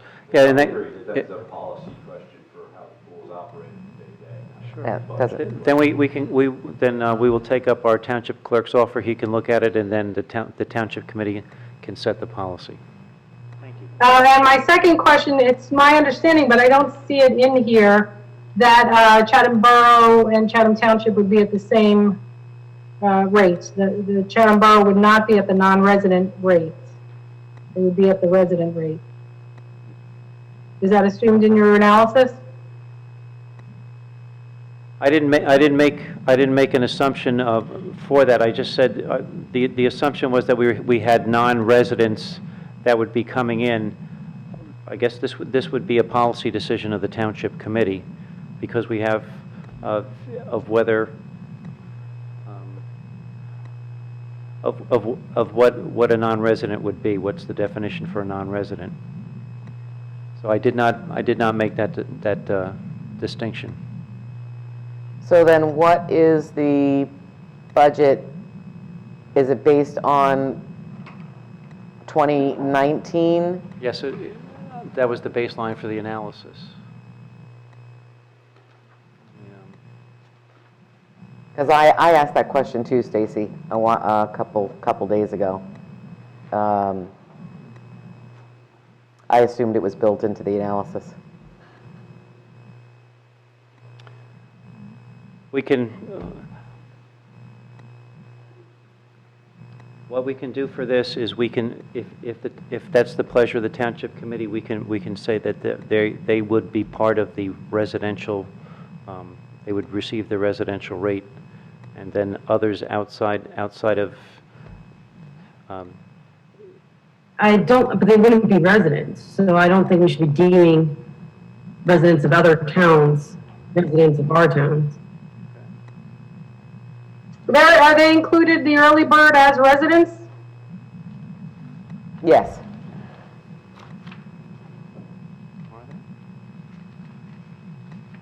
If they are, then we should be consistent, but I can't answer that question right now, because I don't want to. I mean, given that they have till April 30th to participate in the early bird resident pricing, I guess it's kind of irrelevant if we need to move this forward. They can get in, early. We'll just have to make sure it's promoted. I think part of the success is, Chatham Township and Chatham Borough, the kids, they don't realize who lives where. A lot of the adults don't realize who lives where. So I think it is nice to, especially if their municipal pool is not opening, for them to be able to share in the township pool with their friends. So, but again, since we have the early bird pricing that gives them resident, it's fine with me if we move forward. The Memorial Pool has in the past does not charge differently because of our joint recreation program, because we share fields, we share in the cost of those fields, we share in the cost of recreation programs. So it's part of our joint offerings in the town. And we did talk about better utilizing the pool and the pond and moving towards a pool and pond membership. That would be an upgraded membership that would allow people to both experience Memorial Pool. That got waylaid by the pandemic, but hopefully we'll be able to look into that because I think that's kind of an interesting idea to drive revenue in a new membership category. But I do agree that if we are continuing with this early bird rate, since it's been very successful, and we offer a similar rate from a joint municipal perspective for both the borough and the township, and we do this consecutively year over year, I think that that's a great counterbalance and a compromise to having an early bird rate and then moving to a differentiated rate after a certain amount of time. So I would be amenable to that.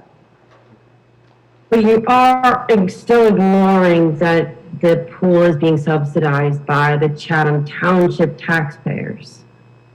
So if they don't get a significant deduction, they're essentially paying twice. As it is, they're already paying.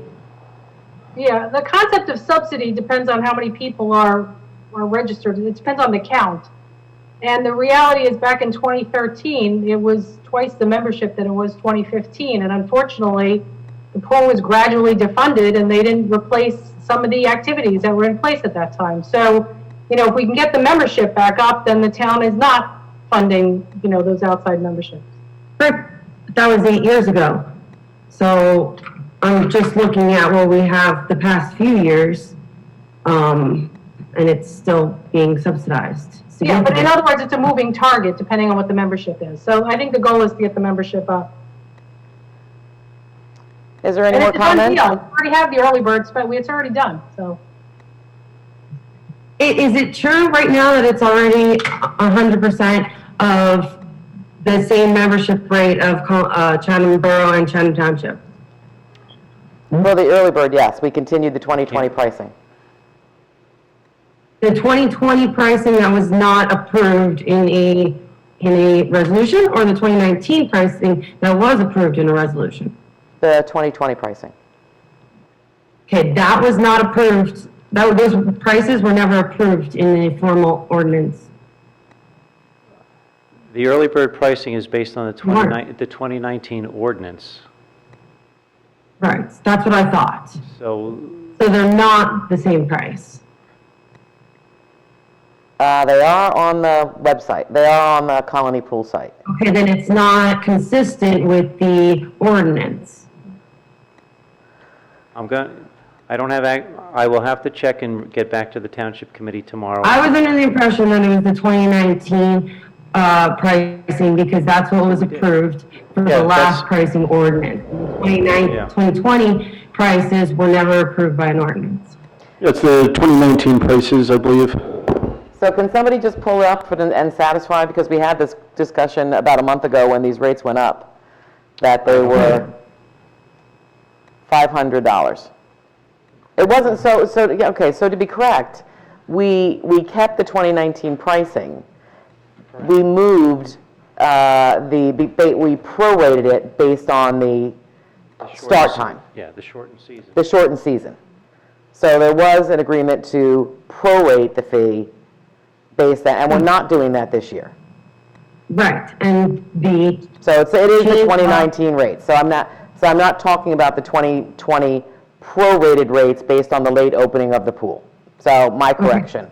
But the difference, I guess, from 2020 was that last year, both Chatham Borough and Chatham Township were the same rates as opposed to in 2019. Correct. And if we can confirm it right now so we can move forward with the ordinance. Can somebody take a look at Community Pass? Because I believe there is language on there that says the township and the borough rates will be charged the same rate. I don't have Community Pass, but you have... And can anybody hop on Community Pass? So this is, on your screen is what we have had posted on our website, and as far as I know, this goes back to the 2019 rates. So in 2019, it was broken out between Chatham Township and Borough as residents, and then anyone outside the Chathams as non-residents. Okay, well, there it is. So I'll put forward that we, is there any further discussion then about the ordinance? Well, yeah, there is. Is it in the ordinance that both Chathams are being charged the same rate? If we're going with the 2019,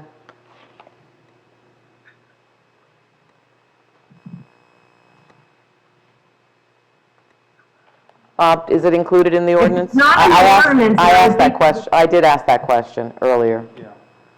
And what was the, I didn't get, I don't think I got an answer. I didn't answer the question. I didn't have the opportunity to look because of the other grant that we were filing, but we use the 2019 ordinance as the basis for the early for our early bird special. So whatever was in force in 2019 is what's on the website, is what Community Pass is using. Well, I So. think the question is in 2019, does the 2019 ordinance provide expressly that residents of Chatham Township and residents of Chatham Borough pay the same price or not? I'm going to have to go to Also, my... does the website match the 2019 ordinance? Has anybody changed has anybody updated that web page? I would have to check with Ashley, CJ, but I don't think so. I don't think so either. Aside from when the website overall was overhauled. Well, the website was changed last year when the website was migrated over from the old Yeah. Colony Pool website that was outside of the Chatham Township website.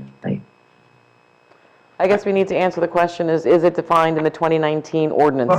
Madam Mayor, I am looking at ordinance 2019-05, which I believe is the applicable ordinance based upon the discussion.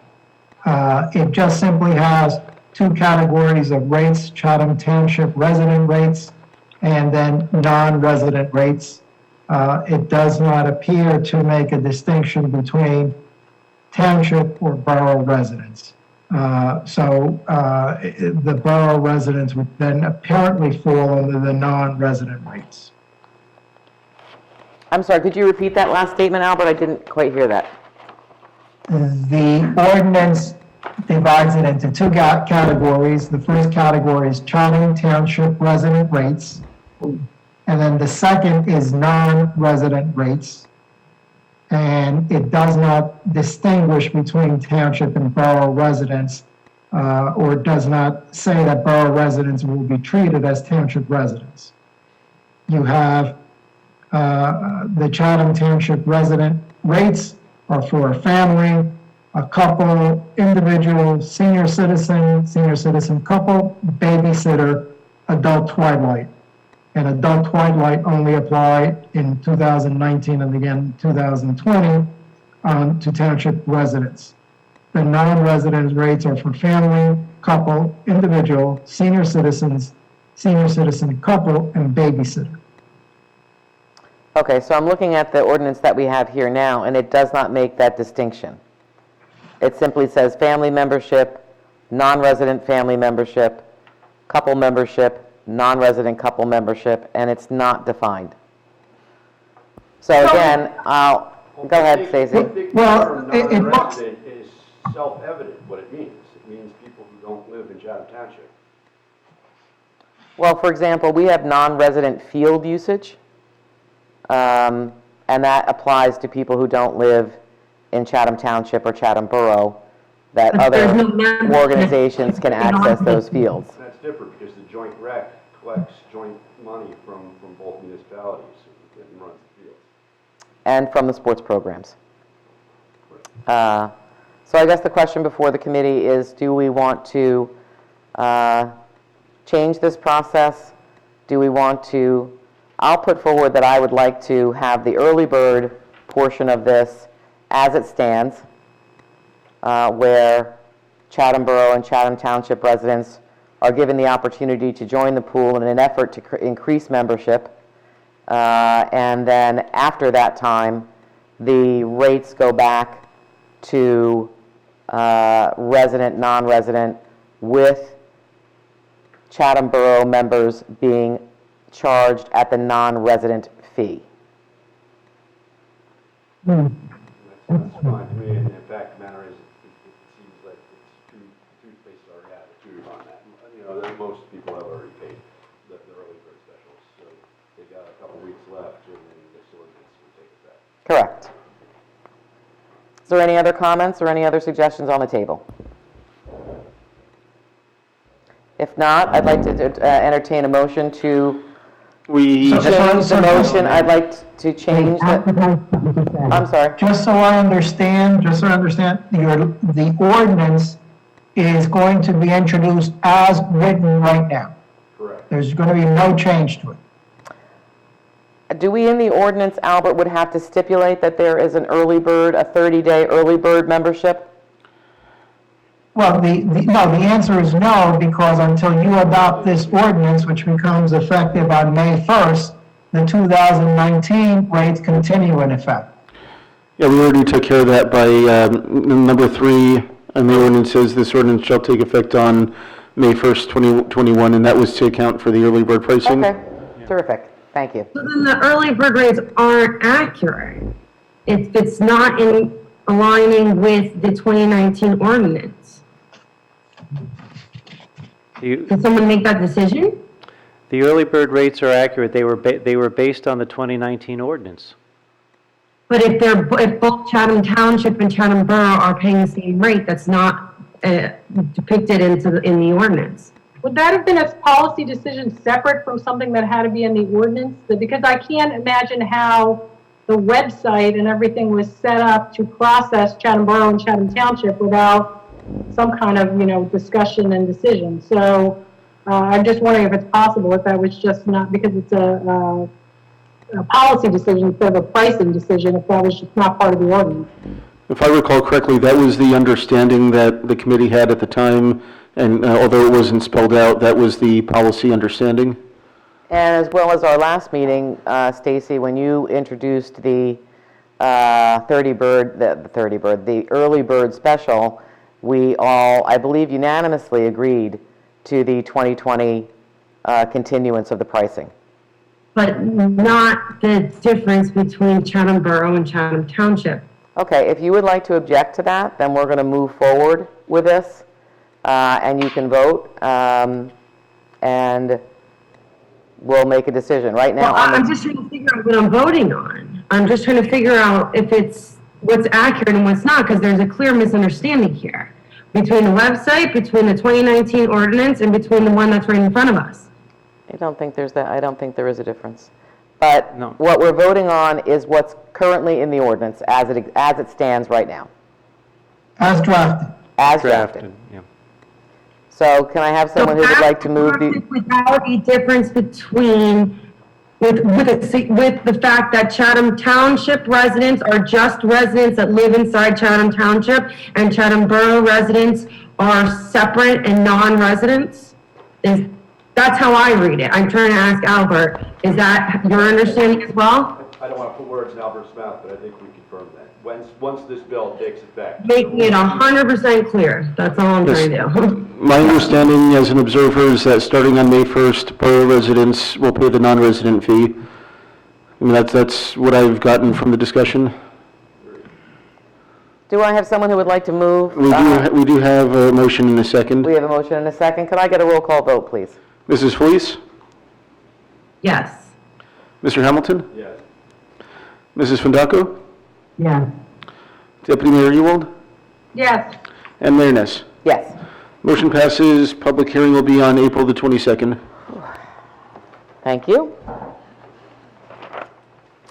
Now we'll move on to the consent agenda, routine items that can be passed by a single roll call vote. Do I have a motion to approve the consent agenda? So moved by Mark, and a second? Second. Thank you, Celeste. Is there any comment or discussion? Would you like me to read the list? I would like you to read the list. 2021-115, payment of bills. 2021-116, approving meeting minutes. 2021-117, approving executive session minutes. 2021-118, release of escrow balances. 2021-119, refunding overpayment of taxes. 2021-120, regarding bond note sale.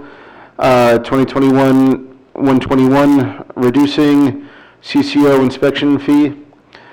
Refunding CCO inspection fee. 2021-122, authorizing person-to-person liquor license transfer. And 2021-123, refunding road opening permit fees. Thank you, Greg. Is there any comment or discussion on any of these? I thought you were adding the goals and objective Oh, yes. resolutions. Oh, my apologies. Sorry, We added. that was added to the non-consent. That was on the that's the non-consent Yeah, agenda, that's Albert. still And you separate. didn't move it up? To the No. to the It non-consent. was moved up to the non-consent agenda rather than being a separate discussion item. Okay, could I have a roll call vote, please? Wait, I know this is the consent agenda, but there is, did you say there was going to be an opportunity for some discussion? If you have a question, sure. Yeah, can you provide some clarity about the liquor license transfer? Yeah, that's, Transfer or E is?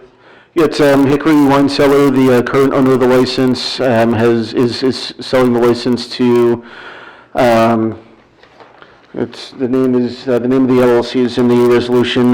They've gone through their background checks. The advertisement was placed in the newspaper, and no objections were received. So the LLC is J. Krishna LLC. They've gone through the background checks with our police department and shown their proof of adequate funds. So this is a rather standard process. Well, the resolution in my packet here says that we're talking about the retail liquor distribution license issued to Charlie Brown's Chatham Inc. That may be a typo. Oh yeah, so that's, I apologize, that's a typo. That should be M&M Chatham, as listed below, Inc. Yeah, so I'll make that change for the signed version, I apologize. But yeah, it's the Hickory Wine Cellar next to Blossom. Yeah, this is a distribution license, a liquor store rather than a consumption. Is Charlie Brown's that's currently inactive, which it still exists, but that's currently Still owned by yeah, it's still owned by CB Chatham out in Oklahoma. is that subject to the bankruptcy stay or something like that? Yeah, they have an attorney working with them for liquidation of assets and whatnot. Any other questions on the consent agenda? If not, could I have a roll call vote? Mrs. Fleece, Yes. Mr. Hamilton, Mrs. Fondaco, Yes. Deputy Mayor Ewald, Yes. and Mayor Ness. Yes. Motion passes. Thank you. We'll move on to the non-consent agenda.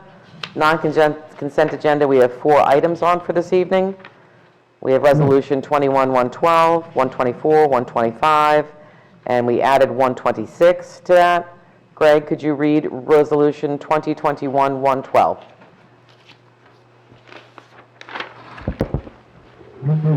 It's the resolution of the Township of Chatham, County of Morris, State of New Jersey, establishing the Sunday start time for organized sport use of recreation fields within the township.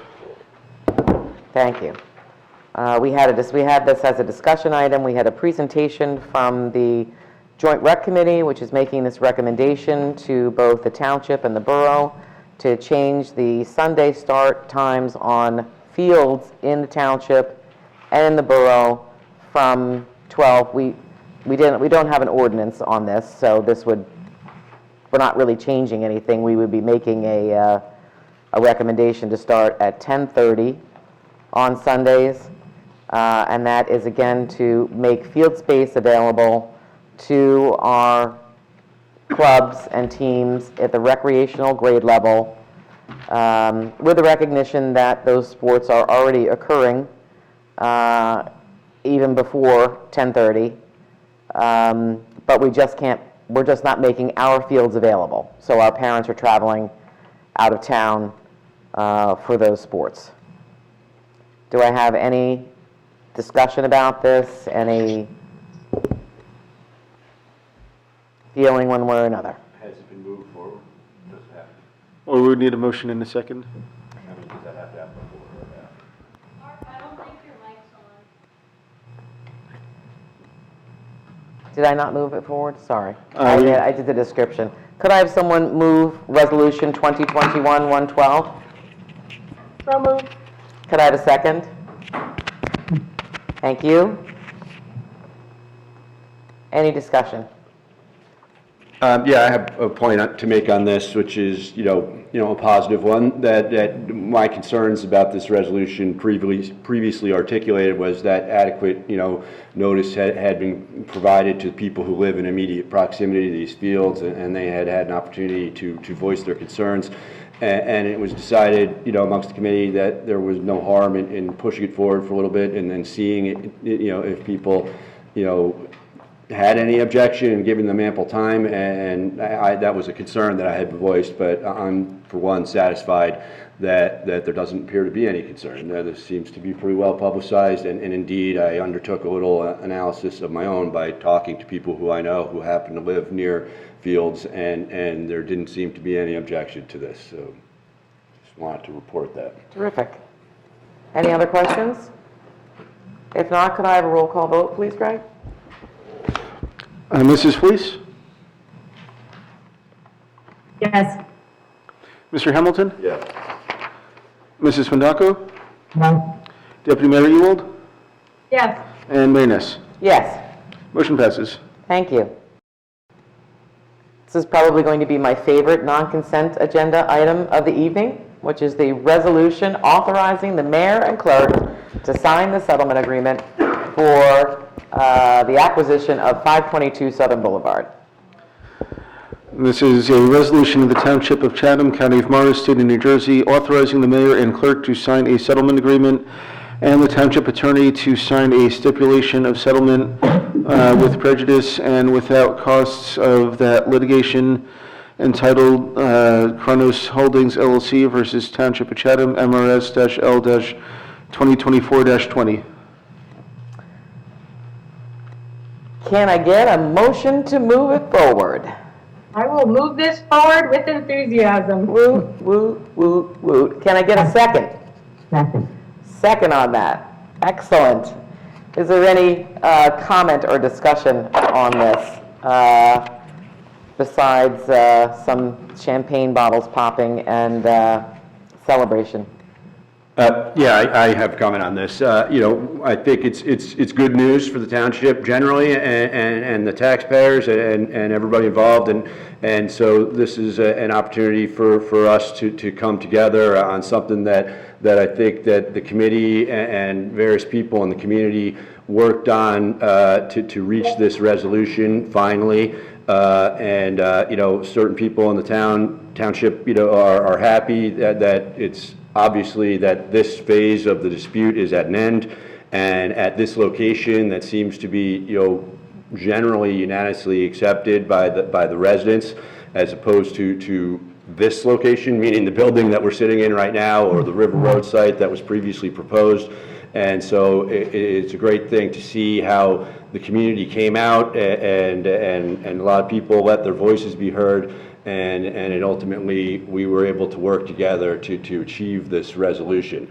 That said, I hate to be a wet blanket and everything, but I just feel, to make the public statement that, while I'm extremely happy that this phase of the dispute is over, but the whole dispute is far from over, that, I take a more sober view to it.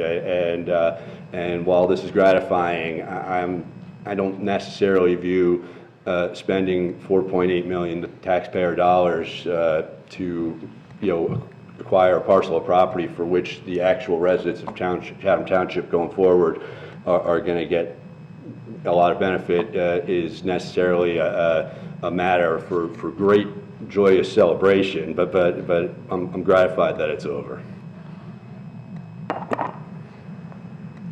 Okay. Could I get a roll call vote, please? Mrs. Felice? What are we doing? We are voting to approve the settlement agreement. We're not voting to approve, just go ahead. We're voting to approve the settlement agreement. So, Mrs. Felice? Yes. Mr. Hamilton? Yes. Mrs. Fondaco? Yes. Deputy Mayor Ewald? Yes. Mayor Ness? Yes. Motion passes. Thank you. And then we have Resolution 2021-125. Greg? Yep.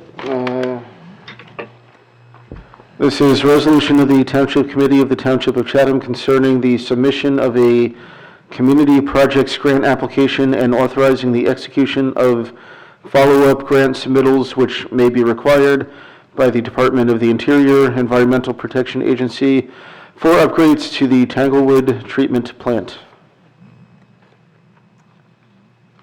Can I have somebody move forward 2021-125 to help our beleaguered water pollution control plant?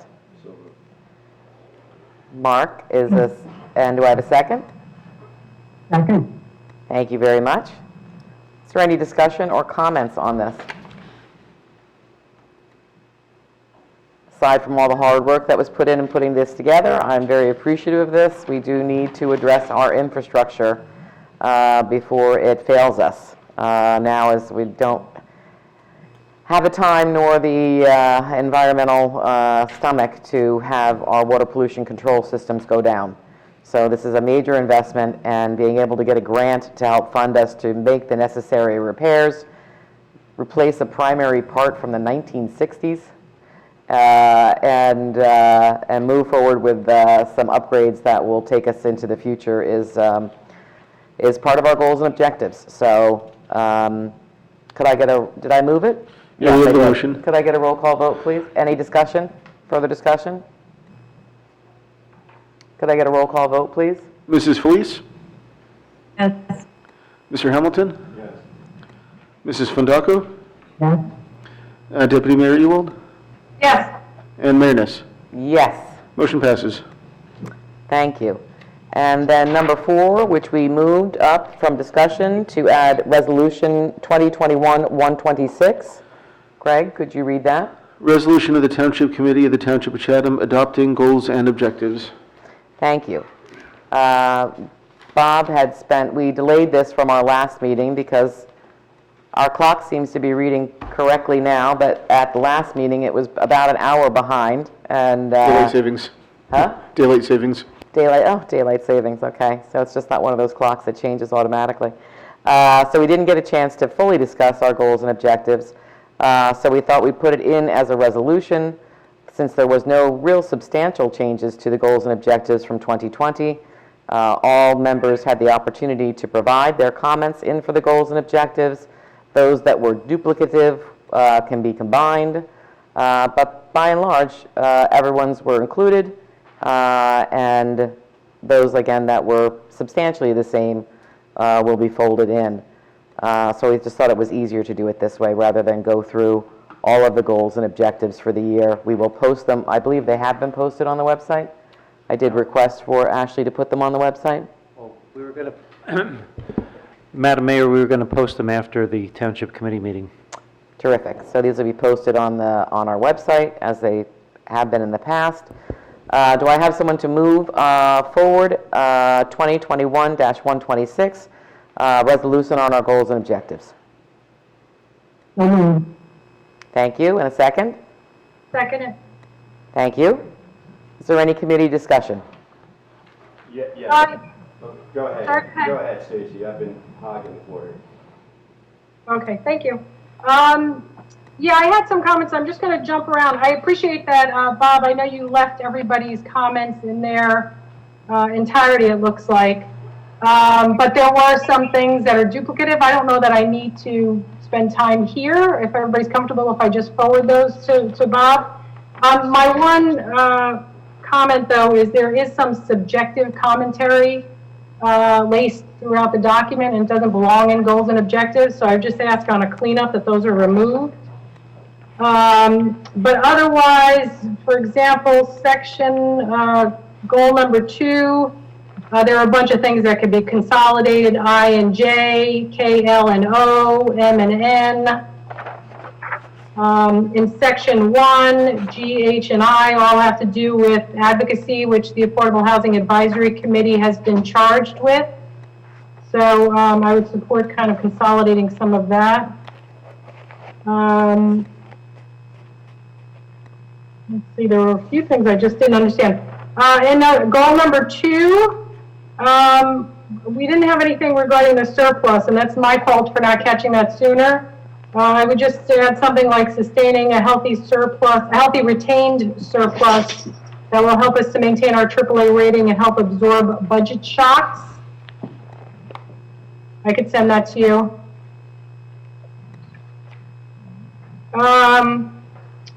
And then in goal number 2, objective number S, ensure fire department and police department are fully funded, supported, and given all the tools they need to effectively do their jobs. That to me is just a partisan dog whistle. I don't think it belongs in there. We should be funding all of our departments, and the way you fund your departments is to pass the budget. So it's meaningless. It has no meaning. I think that should come out.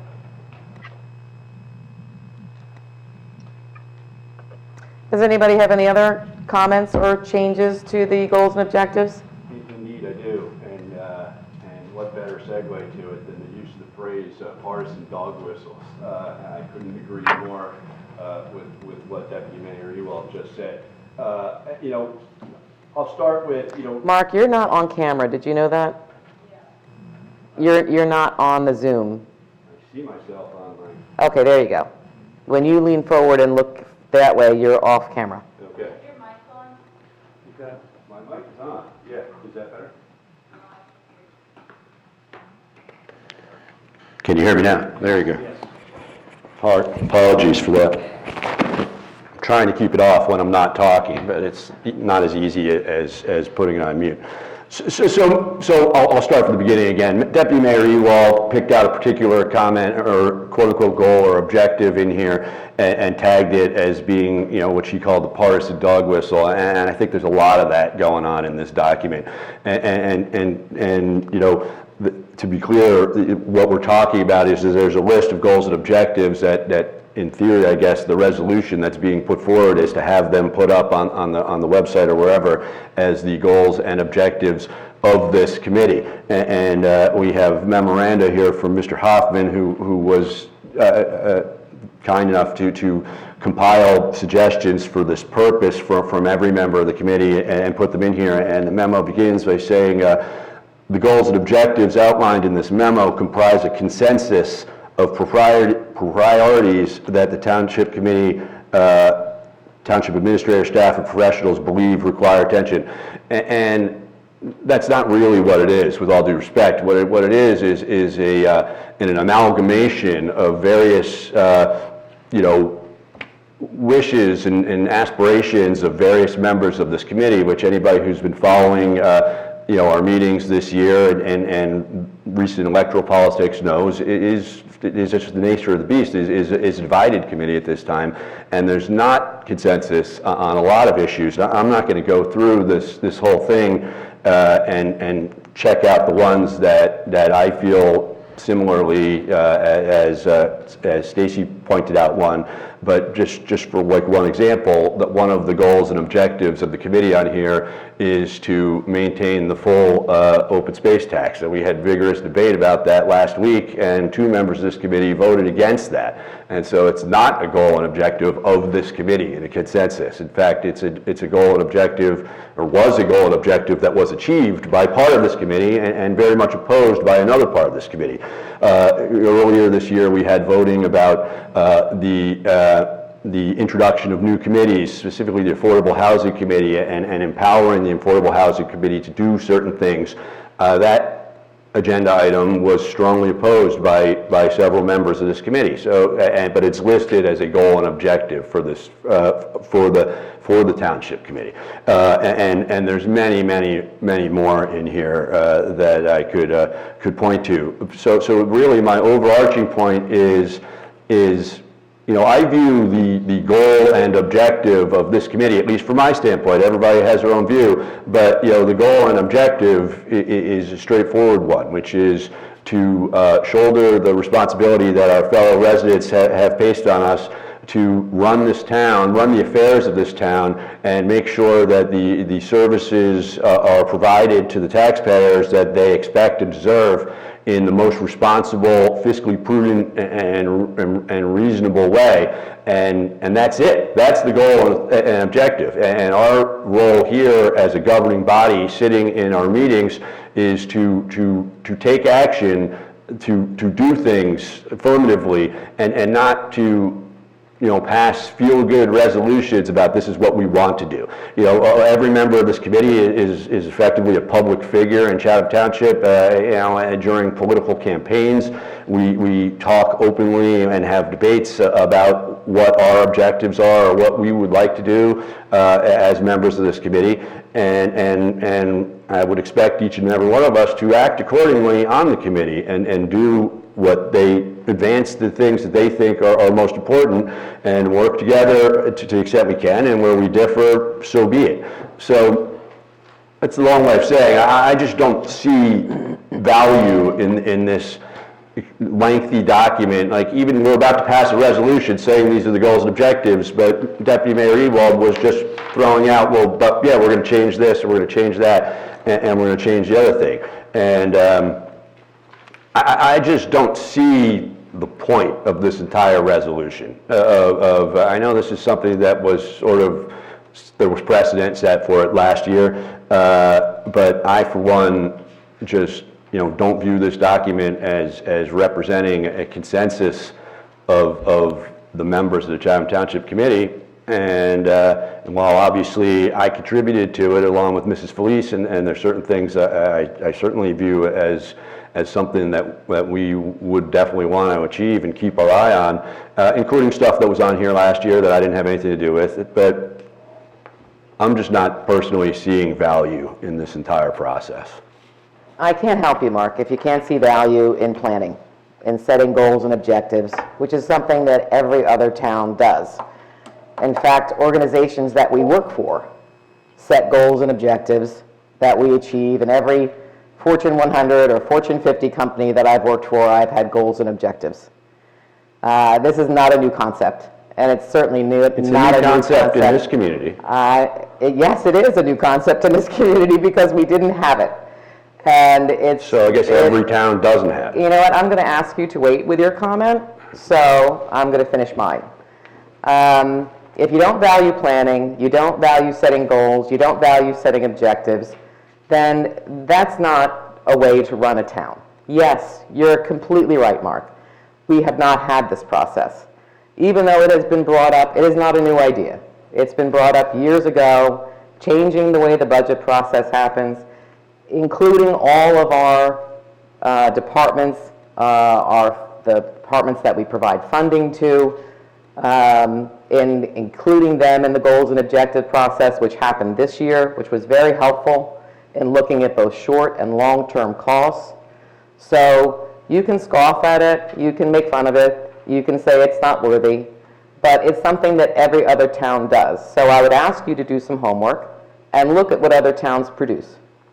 I would ask you to see the value in planning, the value in looking forward, the value in being able to understand what our costs are 1 year, 5 year, 10 years, to engage with our police departments, fire departments, with our EMS, with our senior center, to look at what their needs are going to be, and to put them together in a full range, full plan, and be able to provide that on a yearly basis so that our committee members can be contemplative and look towards the future, look towards these different things as we bring them towards in the budget. This is not a new concept. It is an extraordinarily old concept.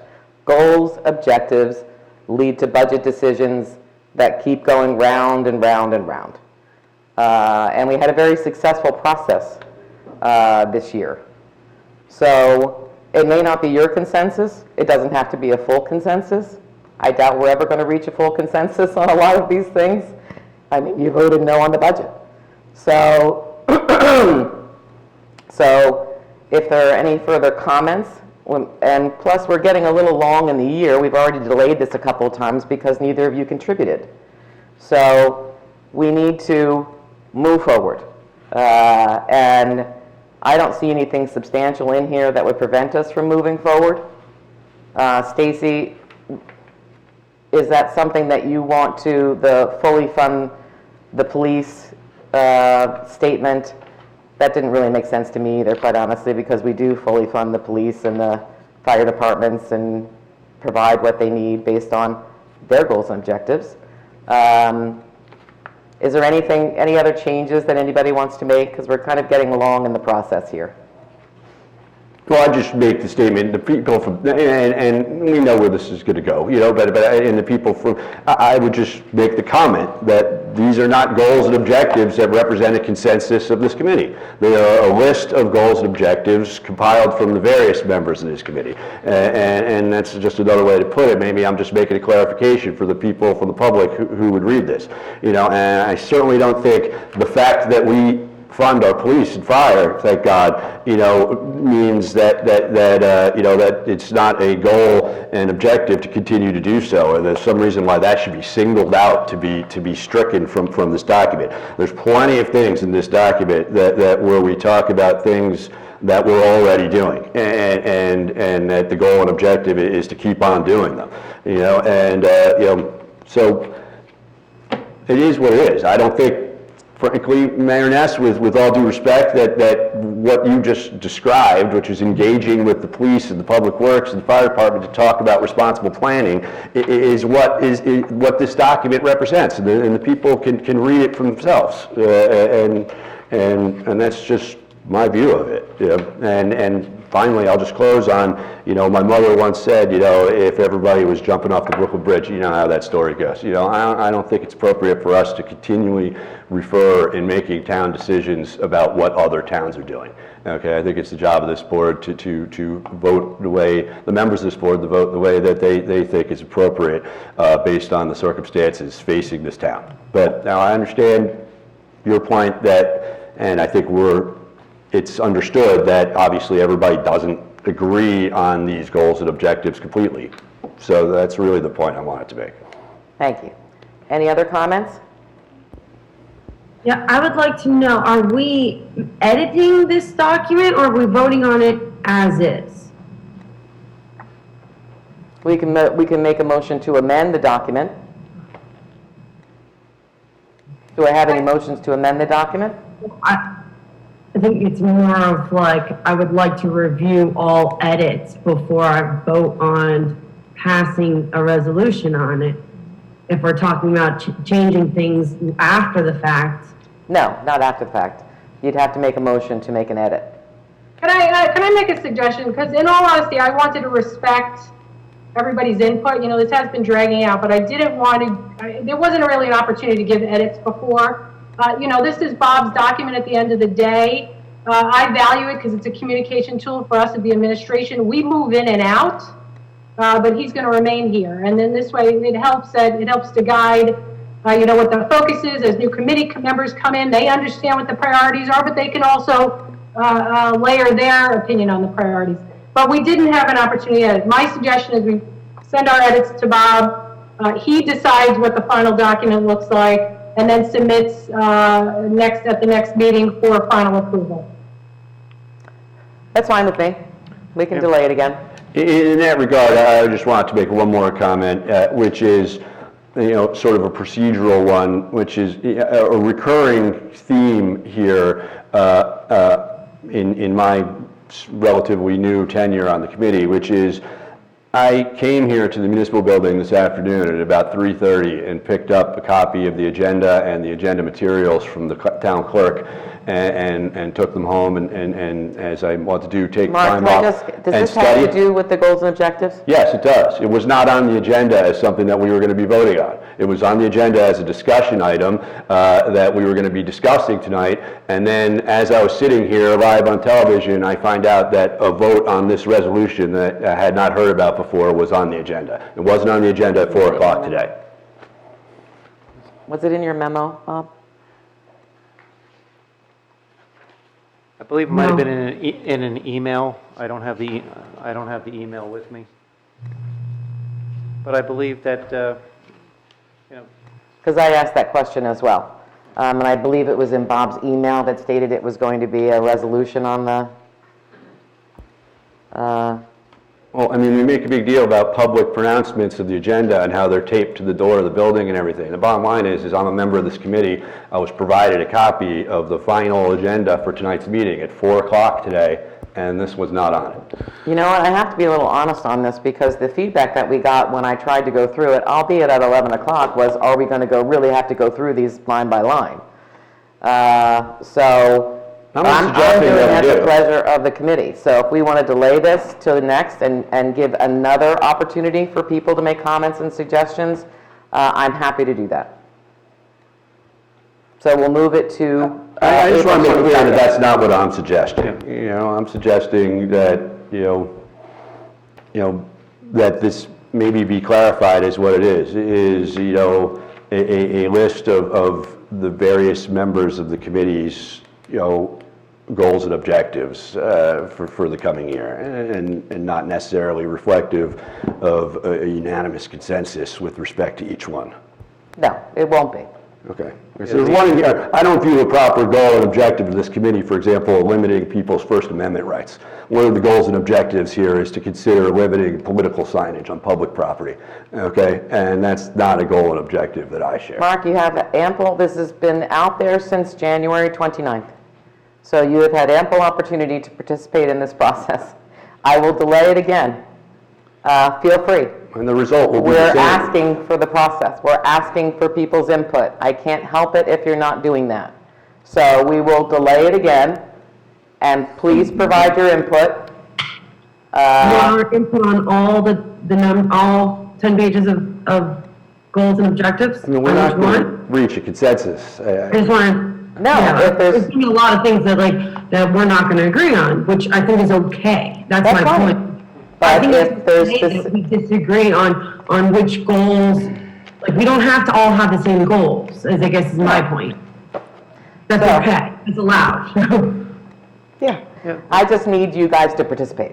So I can't keep moving this forward. So what we're gonna do is we're gonna move it forward to the April 22nd We hear from meeting. Bob. I'd like to hear from Bob. He's been trying to talk. Sorry, Bob. no, that's all right. The, we should do this on the 22nd. We'll take the, Deputy Mayor Ewald had some recommendations. She'll send them to me. I'll take them. If anybody else has them, I will take them. There'll be a resolution on for the 22nd. I will go through the 10 goals that the Township Committee in 2020 ratified and were considered by the Township Committee here in 2021, as well as the objectives. And I will put a document together to go with the resolution that the Township Committee can comment on. The memo is clear that it's a consensus. It's not a unanimous consensus, but there's a consensus, and you know, for the goals and objectives.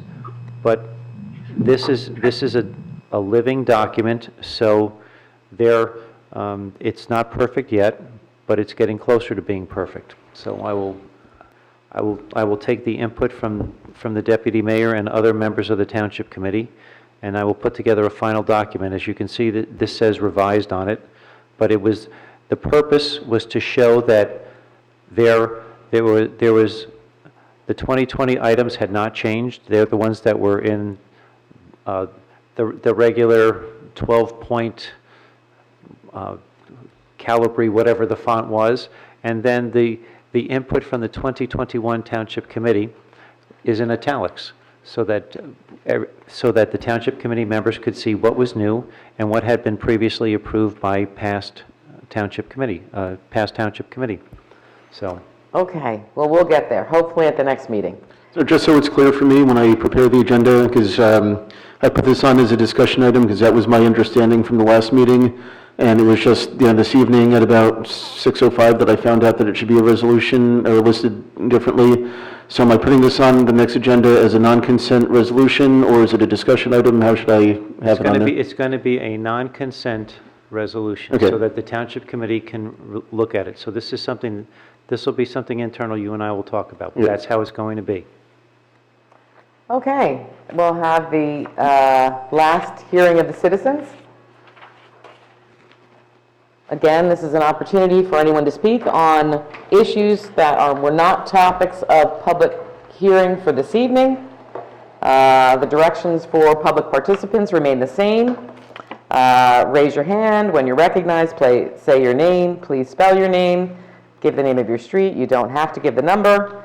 You have 5 minutes to provide commentary. And do we have anybody in the public? We do not have any answers. Okay, seeing none, then I will ask for someone to move the adjournment of the meeting. So moved. Do I have a second? Second. Thank you all very much. Be well, be kind, and stay safe. Good night. Good night, everybody.